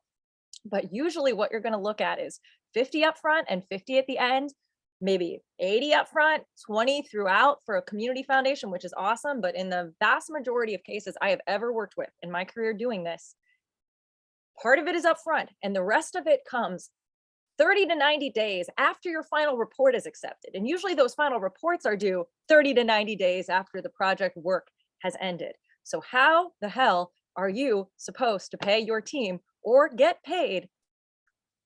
And that's an open question. Some organizations have a lot of money and they have big budgets and they have general operating support. We're going to talk about that in a minute. And they can pay you monthly. It doesn't matter. They are insulated. The organizations I work with do not have that. So I am paid per grant schedule. So now it is almost 2023, and I am waiting to be paid out from project work I did on a set of grants that funded a project from 2019 to 2021. I'm waiting on $30,000. And that is very weird. It makes my taxes very confusing. It is very stressful, and I always have to do more work than I would like to do because I know the back pay for those grants is going to come a long time later. So I just want to let you guys know that you need to think about liquidity. Unfortunately, it shouldn't have to be the job of a freelancer or contractor to think about it and take care of it. And now, as a person who runs a nonprofit that is very underfunded this year, I have to think about it too. So sometimes you will work with organizations that, not because they're nasty, just because that's what the budget is. They can't insulate you from that. And if the grant pays them 75-25, you're going to get paid 75-25. The grant pays them 50-50, you're going to get 50 and 50 maybe a year and a half later. And if the grant is 100% NPay, you're going to have a contract that might look like the one I just showed you, where you get paid 100% at the end after they get the money. Because if you don't have the money, you don't have it. There's a lot more to talk about here in terms of what we can all do as a cultural work community to advocate for our funders so that they have different models. That is more pay up front. That is fairer for organizations that are small and for freelancers. But I just want you guys to know to look out for it. And again, it depends on geography. Full disclosure, Sarah and I talked about this a lot preparing this workshop. And Sarah was kind of like, holy crap, I had no idea you had to work like totally under those conditions like that. I've never heard of this in New York and I've never experienced it. And I'm on the other hand, like, wow, I've never been paid monthly for anything in my life. So it really, actually, when I worked at a concession stand at a pool when I was 14, selling hot dogs, I did get paid regularly. But other than that, in the cultural work industry, no. But it's something to know about. I'm not saying it's great. Definitely put pressure on the organizations you work with to pay you regularly if they can, but coming from the other side of things, running a nonprofit budget, we don't have that money until the grants pay us. So just know that. Next slide. Here is a invoice that I sent recently to an organization I work with that I had a bunch of invoices due at the same time for projects that ended because we use a lot of the same grant funders and they pay out and the grants end at the same time. And when those invoices hit, they didn't have the liquidity to pay it. So I had to redo my invoice so that they're paying me, here's the total fee. And they paid me a chunk when they had the money. And then the rest of it was queued to, as you can see down here in the tiny print, due upon receipt of the Ohio Arts Council final 50% back pay, estimated September 15th. So I was kind, I worked with them and they were able to pay me the rest when they got the rest of the money. But just again, be aware that you may have staggered payout schedules that are weird, and it's not because the organization hates you and is trying to starve you, but really it's because they don't have the money either. So we need to change the whole nonprofit industrial complex and the funding ecology to fix that. Next slide. The sad faces are so sad. I don't want to see them anymore.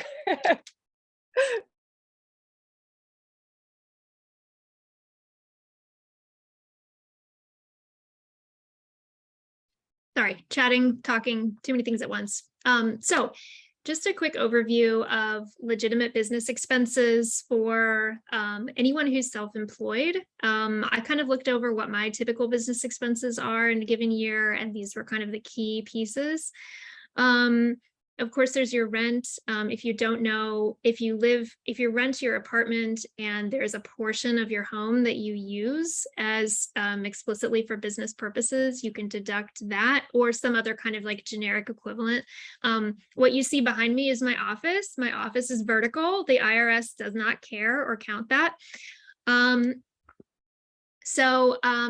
Also along with your rent, there's a portion of utilities. Advertising, all the kinds of things that we've discussed before, all of your equipment and the stuff that you really need to make your home office actually function. I'm just assuming everyone has a home office, sorry. There's all the materials that you use in prepping for research, the memberships that you have to organizations and to museums and community orgs that are relevant for the work you produce. all of those digital subscriptions that we use to be able to function, fees for any like legal advice or accounting or renter's insurance or project insurance if you pay that, the travel that you do locally or the travel that you do to different locations for networking events or conferences or things like that, meals that are where your work is discussed, whether you have it in a restaurant or take out, all the kind of training and professional development that you do. I know I had to do a lot of this in 2020 to learn how to do a lot of things digitally that I had previously done in other formats. And then the contract labor that you might use. So any transcribers or people who do editing or services that you are not in your wheelhouse. And then if you're a homeowner, I really don't know. So I just wanted to be extremely clear about that, but that is a whole other category. And then this is like one of those things that I kind of wish somebody had always taught me, and it took me forever to figure out. So this is really just kind of like monthly cash flow for anyone who has trouble visualizing it like I did. Because people will always say when you have a business, pay yourself first. And I never understood what that meant. And I still don't know if this actually functions that way, but this is the most legitimate way that I've been able to kind of function, which is having a separate bank account for my business income. That's where everything goes first. And then immediately I set aside 30% of whatever I deposited in there for business savings, also known as taxes. So the taxes that I owe don't always equal 30% of my total income, but I find that that's the best percentage to actually set aside that allows me to pay my quarterly estimated taxes when they're due, and also at the end of the year at tax time to be able to pay whatever else I owe.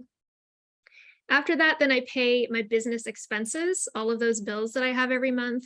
Whatever is left, that's what comes into my personal checking account. That's paying myself, I think. From there, it's all my personal expenses and the bills I have. And then this is what a financial advisor who I tracked down after a workshop at the Freelancers Union told me. The first thing that you want to pay is interest accruing debt, credit cards, things like that. Then you want to be saving emergency savings, and that should be, it used to be 3 or 4 months of your living expenses, and now I've seen 5 or 6 months of your living expenses. And then you also want to be putting some money into retirement if you believe that that's ever going to happen. And if you are a self-employed person, if you have a traditional IRA, the contributions that you make to that savings account are tax deductible. So that's an important thing to know. And then after that, you can save for whatever you want or need. But that's in general how the flow goes. So the goal is to have some at the bottom, but it doesn't always work that way.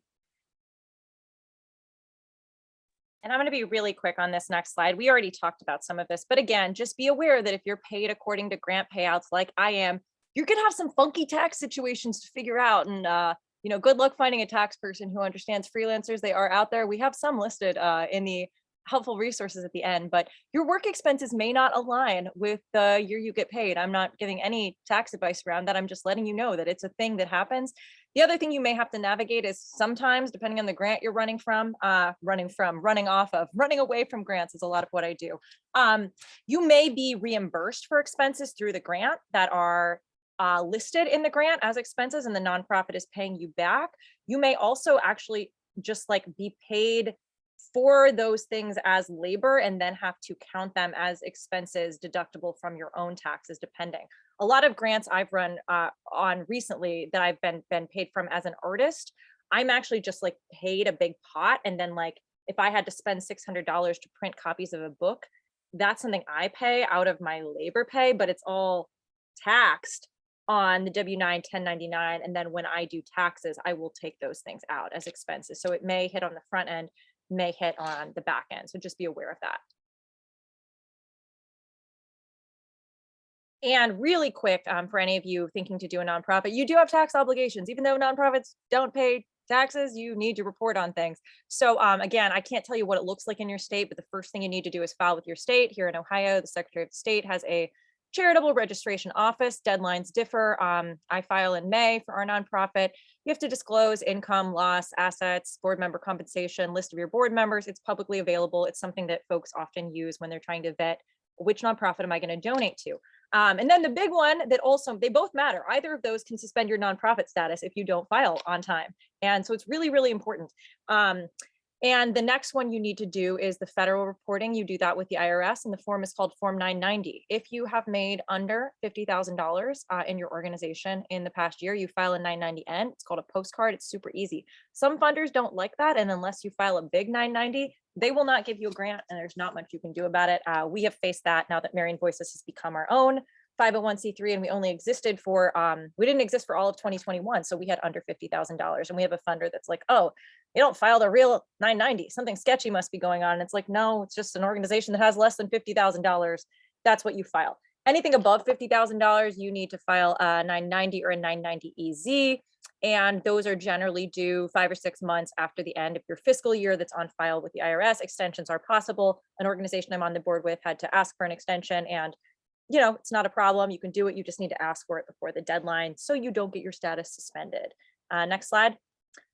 And this is just a quick screenshot of what our 990N for Marian Voices looks like. It's really simple. I guess I did leave my PO box there, but feel free to send me fan mail donations if you like Doritos. I'm vegan, just kidding. Next slide.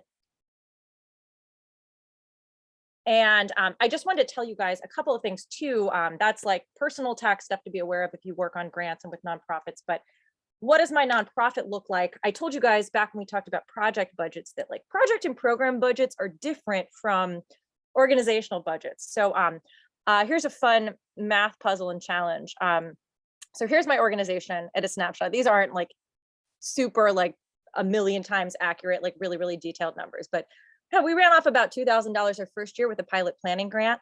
Then we had a bunch of grants that both ran for 2 years. So it's kind of tricky to parcel out what our budget was one year for another, but it was about 120,000 for 2 years. So say 60,000 a year.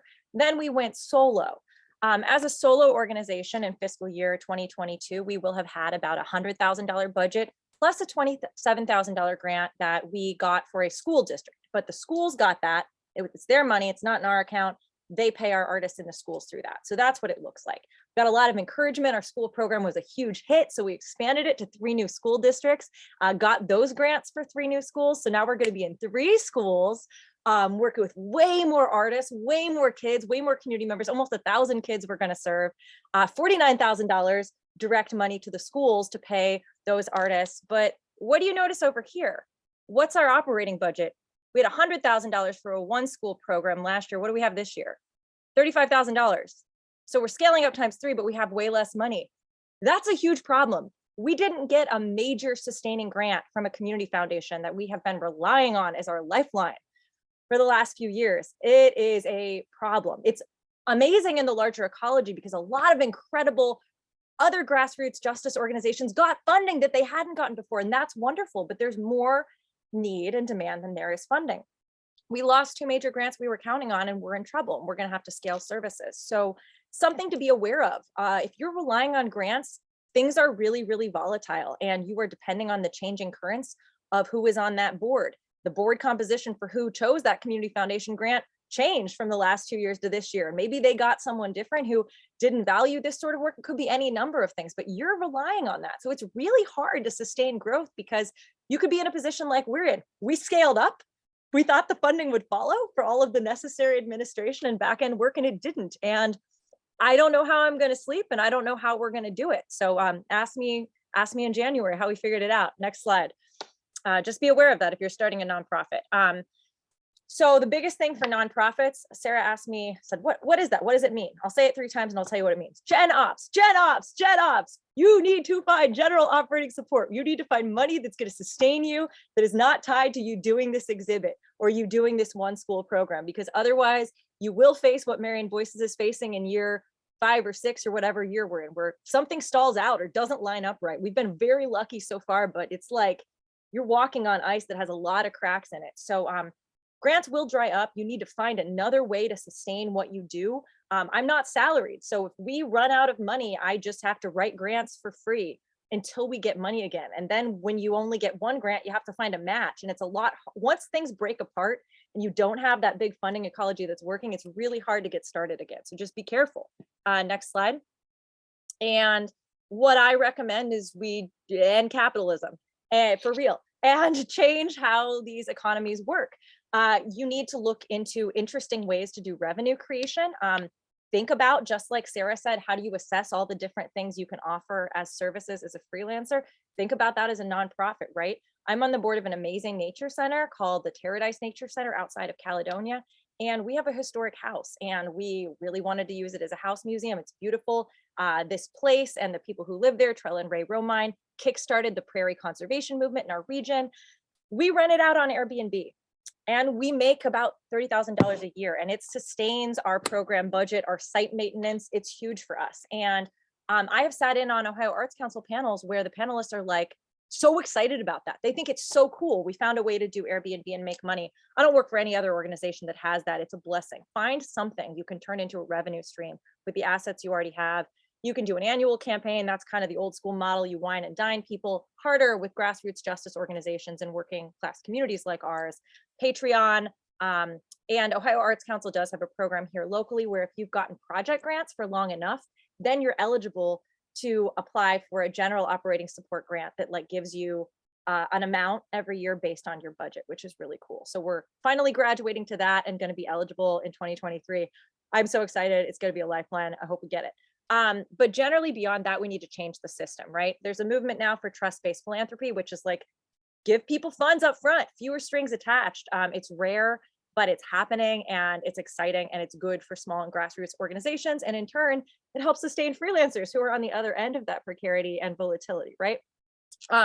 There's some really, really cool projects out there like the Boston Ujima Project and the Cleveland Black Futures projects that are Black-led, amazing Afrofuturist funding projects. My Marion Voices co-founder, Johnny Jackson, taught a workshop series for us last summer before this last summer, called Afrofuturist funding. And so just look into some of these solidarity, I should have put it on the slide, solidarity economy models, ways that communities can pull resources, make their own grants, make their own foundations, right? So really, really also advocate to your funders to support general operations. That's how that needs to work. Next slide, we're almost done, I promise. And finally, we just both want to remind you, this is a quote that I live by and remind myself of when things get bleak, right? From abolitionist geographer Ruthie Wilson Gilmore from the collection, The Revolution Will Not Be Funded, which is that foundations and nonprofits are repositories of twice stolen wealth. That is not me being shitty saying that. That is not Ruthie Wilson Gilmore being a jerk. That is like a fact, right? This is money that is extracted and has been made often by white people from stolen labor of Black and other people of color, and stolen land and labor of Indigenous peoples that are then sheltered in nonprofits and foundations and are tax-free. So none of this is pure, and none of this ecology is really that good. So we need to find alternative community solutions to really fund and sustain this, because otherwise, I thought I put it in this slide and I think I forgot it, but my amazing collaborator, Johnny, said something to me and, said the problem with trying to do radical community work in a nonprofit context is we are trying to drink at the well of the people who are creating the drought. So just want to leave you guys with that it's hard to do this work, and there's got to be larger term things we do to advocate and create new worlds so this really can be sustainable for all of us as practitioners, for nonprofits, or whatever new liberatory structure replaces that, and for the communities we're working with.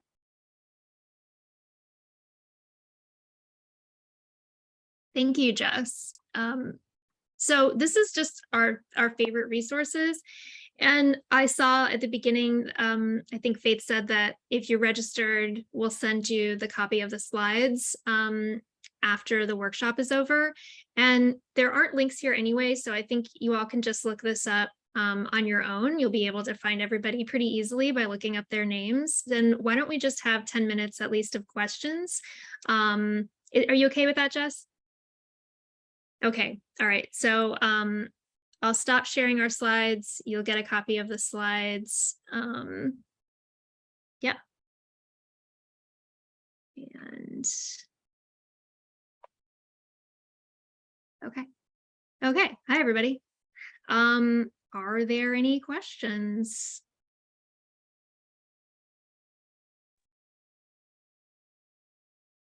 Maybe we can read a few from the chat if we haven't gotten to them yet.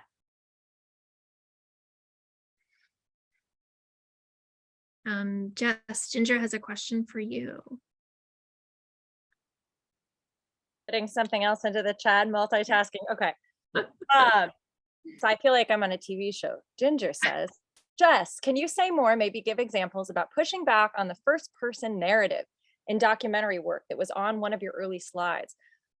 How would you do that, and what would an alternative model look like? Yeah, I think that's a really great question. And I'll try to be brief with this. This is more of like a larger ethics of the field of cultural work, but it also implicates all of us as cultural workers or as nonprofit managers, founders, directors. So yeah, as I said, I think we're in an era where community collaboration is hot. Part of it for good reasons, and part of it because of the co-opting of movement ethics and praxis to make organizations that aren't doing that work look good because they're lazy and they think they can get away with it. And unfortunately, first person stories, documentaries, oral histories, and photos are easy to traffic in. It like is kind of creepy. It's like trafficking in people's bodies. And I learned this really early on in my cultural work career. I had an internship the summer between my years of graduate school in public folklore, and I was working very problematically as an intern. My entire wage for a summer of full-time work was $500. It's a paid internship.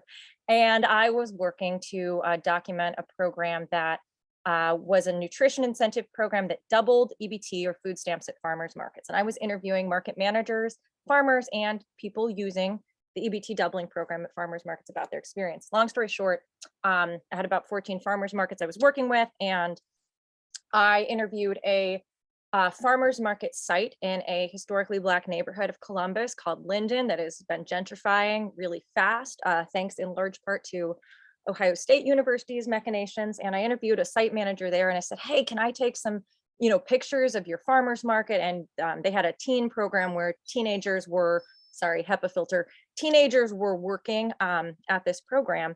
And she said, absolutely not.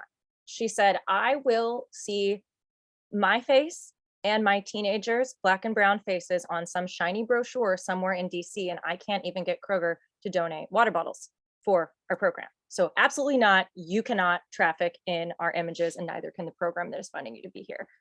And I thought that was awesome. I tried to write my thesis about it in graduate school, and they said no. But suffice to say that first person narratives, photos, stories are really, really attractive to nonprofits, but like often for really bad reasons. They're often used, this is pulling from some Afro pessimist theory, but they're often used as a what Frank Wilderson calls a sustainability move for whiteness, right? Like these organizations don't think they have to do anything else because they put someone with Black or brown skin on their brochure. So that's what I mean when I say we want to kind of disrupt those economies. Part of the way I do that practically is through consent forms. Marrying voices, the interviews we do, whoever does the interview co-owns them with the interviewee. So the organization can't do something with them outside of that agreement. We use models, and this is something that we did independently. It's also been recommended through the Social Justice Task Force at OHA that Sarah referenced. We use what we call iterative consent. They call it rolling consent, but relationships can change. We could interview someone who's like, actually, I don't want you having access to our interview or having it on your website. I want you to take it down. Basically, do anything that recognizes that the person who exists and is still alive usually and gave you the interview matters more than the thing they signed and the interview. So that's like the long and short of it, but that was a really long answer, and I do want to talk about other labor stuff, but happy to share more about that later, but hope that gives you a start. There were a couple questions about Patreon in the chat, about whether it should be connected to your business account, and also if the people who might make contributions to your Patreon understand that it's a donation but not a tax deductible donation. I don't have any direct experience with Patreon other than paying a monthly donation, I guess. I think I thought of it as membership or something to a few people's Patreons.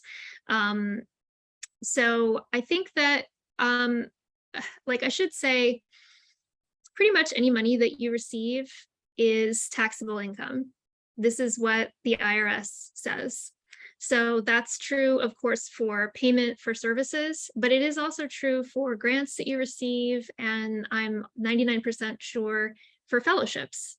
So in other words, you do owe federal income tax, state income tax, and local tax, or state taxes and local taxes on those kinds of incomes. I think anything from Patreon would fall into that category.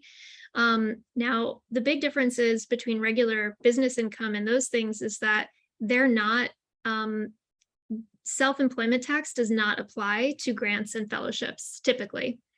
So that extra tax that people owe when they're self-employed does not apply to that chunk of income.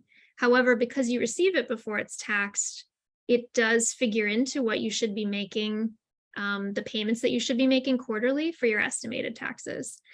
And so I'm pretty sure that wherever Patreon goes, it's technically taxable income.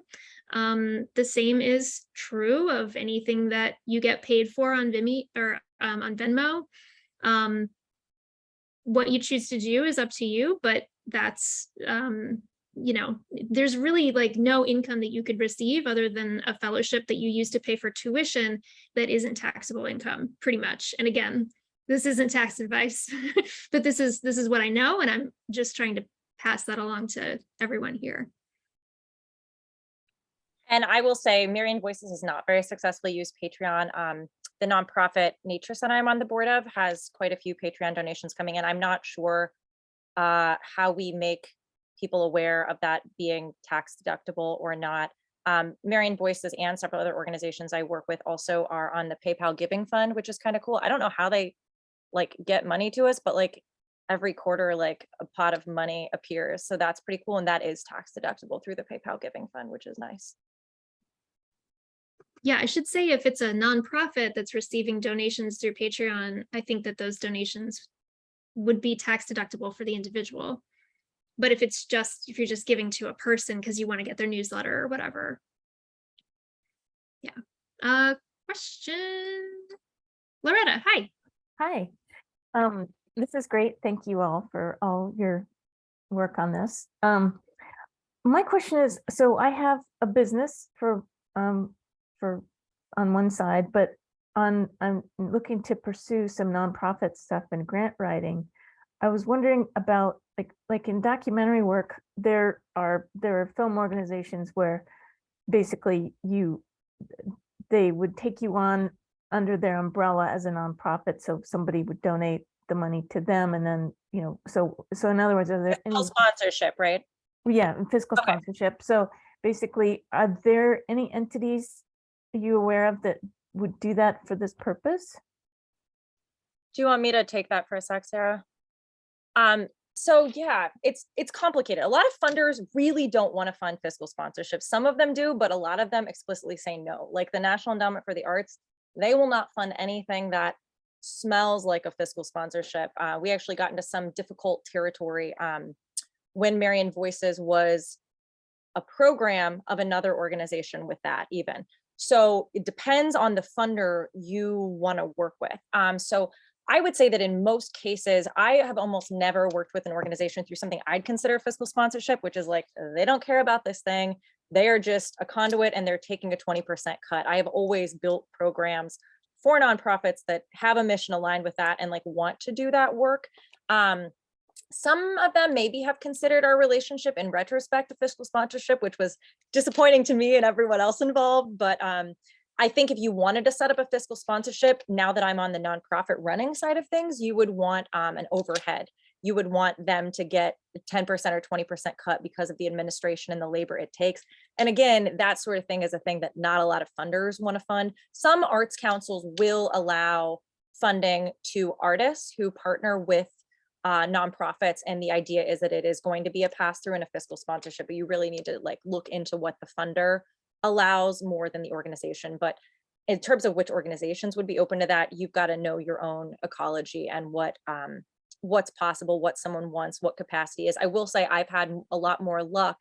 I think I work with the model I do, and I've had luck with it because I work in a place where cultural work isn't very valued and there aren't a lot of paid staff members or well-staffed organizations to do this work. So I've been able to build capacity through doing what I'm doing.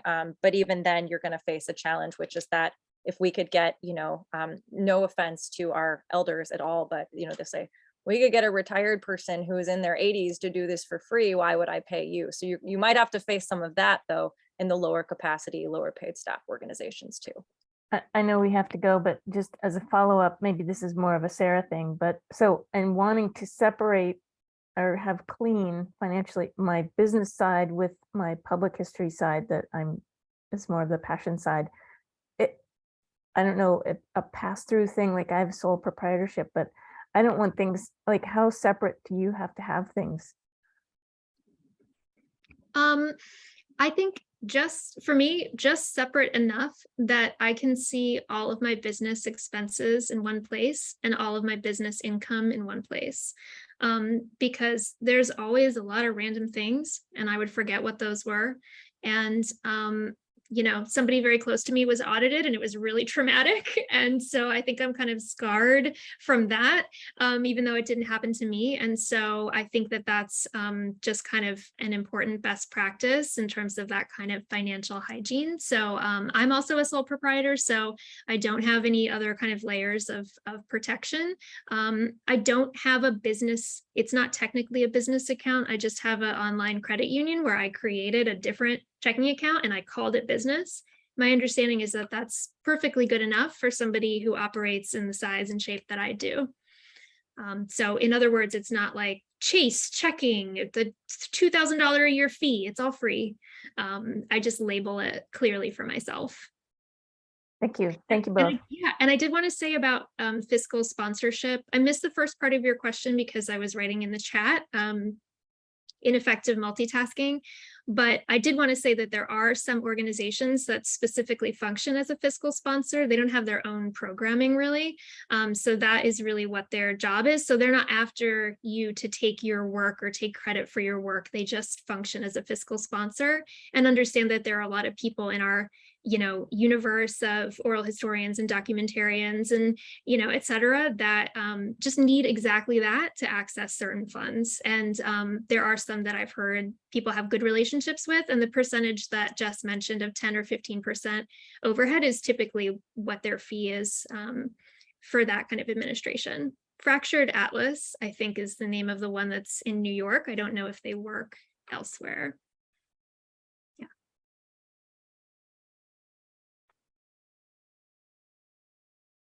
Okay. Thanks again. Of course. Thank you. Okay, I can put my contact info in the chat. Do you see any more questions in there, Jess? Does anybody want to unmute? I'm sure we missed some. Let me look through. Trevor, I don't know if Trevor's still here. Said, do you have a separate required board for your nonprofit? Is Trevor here? Is that still relevant? Trevor is here, but I don't know if Trevor can speak. Nonprofits have to have a board.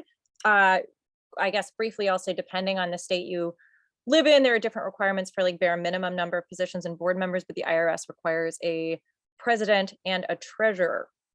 Separate is an interesting thing, and that's where that model I talked about, I'll put this in here too. I'll do it after I speak. But this worker self-directed nonprofit model is really interesting, which is really a push to have self-governance, kind of like in a co-op model, like I said, and representation on the board by the nonprofit. I believe some states have laws that require only a certain percentage of board members to be what is called, only a certain percentage of board members can be interested parties, i.e. Get paid by the organization. I think that can vary state to state. And there's different models too, in terms of whether board members are paid to be board members, that's something that's possible, or whether board members are people who are paid on other contracts to do the work of the organization. I hope that is helpful, but like legally nonprofits are required to have a board. But there is, depending on the state you live in, more or less flexibility in terms of whether your board can be also doing the work of your organization.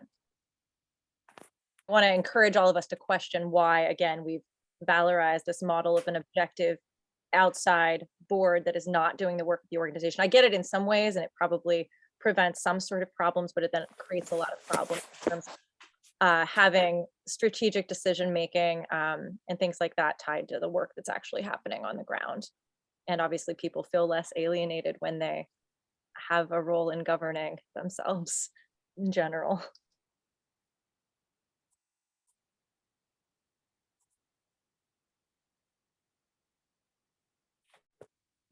Jess, did you clarify which way the money goes with the board? Yeah, so Marion Voices does not have paid board members, but we do have some of our board members who are in paid positions with Marion Voices, if that makes sense. There are other nonprofits that pay board members. This is actually a model I want to look more into, but it is not something I've done myself. But in our community, there are examples of paid board members. There are different IRS reporting requirements with compensating board members for board service, however. Like you literally, when you file your 501c3, you have to check a box if you're going to pay your board members for board service, like for attending board meetings and doing board functions. So just FYI, be prepared for that. I'm going to put a link to the worker self-directed nonprofits model in the Sustainable Economies Law Center. It's an amazing, everything they come up with is an amazing resource for justice-minded folks into self-governance and collectives.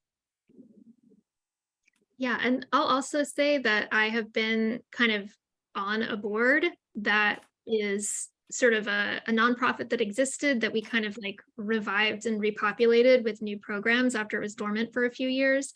And we sort of figured things out as we went along, and it was okay. You know, like, yes, you do need somebody to do your bookkeeping and probably an accountant to save many, many sleepless nights. But when you approach people about being on your board, you know, just do it from your heart as the person that you are. In other words, it sounds very fancy if you haven't had the experience, but it can be very regular. And then that group of people who decide to come together can come up with what's our vision, what's our strategic plan, how do we want to do this, what do we need, look into all of that stuff together, and then start figuring out what you need to actually start getting funding and doing programs. And, you know, it's really a little bit of a think tank with some of your favorite people who have expertise in different areas and different kinds of roots in community spaces. I'm going to try to sum up like 3 different questions that people have bumped in the chat. Thanks for doing this. I know we'll have to go soon, but I did want to really highlight and amplify something Deborah Berkey said about, you know, I'm on a board and I recognize that a lot of people can't afford to give their time. That's critical. That's why the equity budgeting model exists.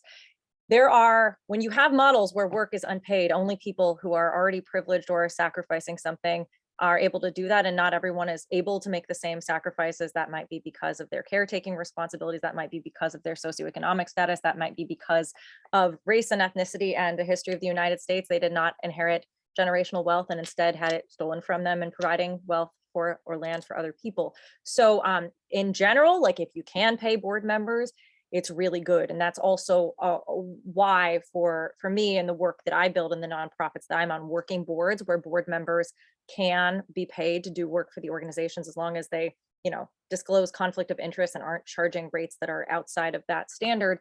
That's a good model because then you do have, even if they're not paid for board service time, they are being paid for something to be able to be part of the organization and showing up and doing that work. Because otherwise these models where no one on the board is compensated. Yes, that's why in the past we have had, you know, all of the, you know, bankers and financiers and finance bros these days and all of that can be on the boards because they have time to spare that doesn't need paid. And someone else, if they're working at Whirlpool in Marion, can't be on that board, especially if it's meeting at 2 o'clock because they're going to have to take time off work to do it. 2 other quick questions. Someone had asked, I will find your name, Rebecca, about clearinghouses to locate grants. Yes, they are out there. No, I do not have a best one to recommend. I was just talking to someone else about a grant writing position a few weeks ago, and I work in a really place-based economy. I know the funders in the humanities, arts, and culture ecology in Ohio. I know my local funders and foundations, and that is what I have worked with. That said, we have maybe tapped that out. And with the funding crisis we're experiencing now, I'm going to have to learn to find new grants and foundations. So yes, there are all of these clearinghouses out there, programs you can subscribe to, but I don't have particular ones I recommend best because to date, I have worked with the network that I know that is local and place-based. And Loretta asked, is it difficult to seek Gen Ops funds versus project specific? Yes, it's much harder to get Gen Ops funds because they're unrestricted. I don't use this term a lot, but I think it would be called like they're the unicorn of the funding world. But luckily, one of the things that happened with a lot of ARPA funding is there were opportunities for general operation support for nonprofits that weren't available before, and it really helped save a lot of nonprofits and keep us afloat, which is huge. Yeah, it just makes a really good point that a lot of these things shift over the course of the years, sometimes very suddenly and sometimes very gradually. When I first started doing work with grants, it was that first job in 2004. So even 10 years after that, you know, such huge changes. And now it's like 10 years after that. So it's like there's a lot, I think the turn has been for the better in a lot of cases. And the same thing is true of tax law. Tax law changes at any given moment in time, and you can file your taxes and do everything right and be done with it. And then the tax law changes after you file your taxes. 2 years later, you have a bill for something. You didn't make a mistake, your accountant didn't make a mistake, but you still owe the difference and you owe it with interest. So it's really hard to plan with precision if you're the kind of person who likes to do that. So you just have to be ready for things to shift and to adapt.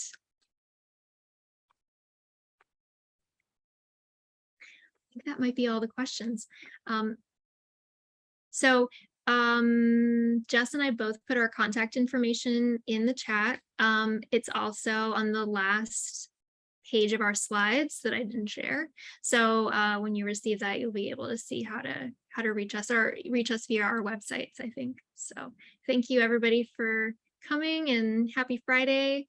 And if you are one of the NEH fellows, you'll get a follow-up email with how to book some time with either Jess or I to keep working together a little bit. And as Amy said in the chat, thanks to the OHA and the NEH for funding this series of workshops. And thank you for Faith for adminning this and hanging out for an extra 15 minutes. Okay, bye everybody. Don't forget to leave the chat if you said you wanted to.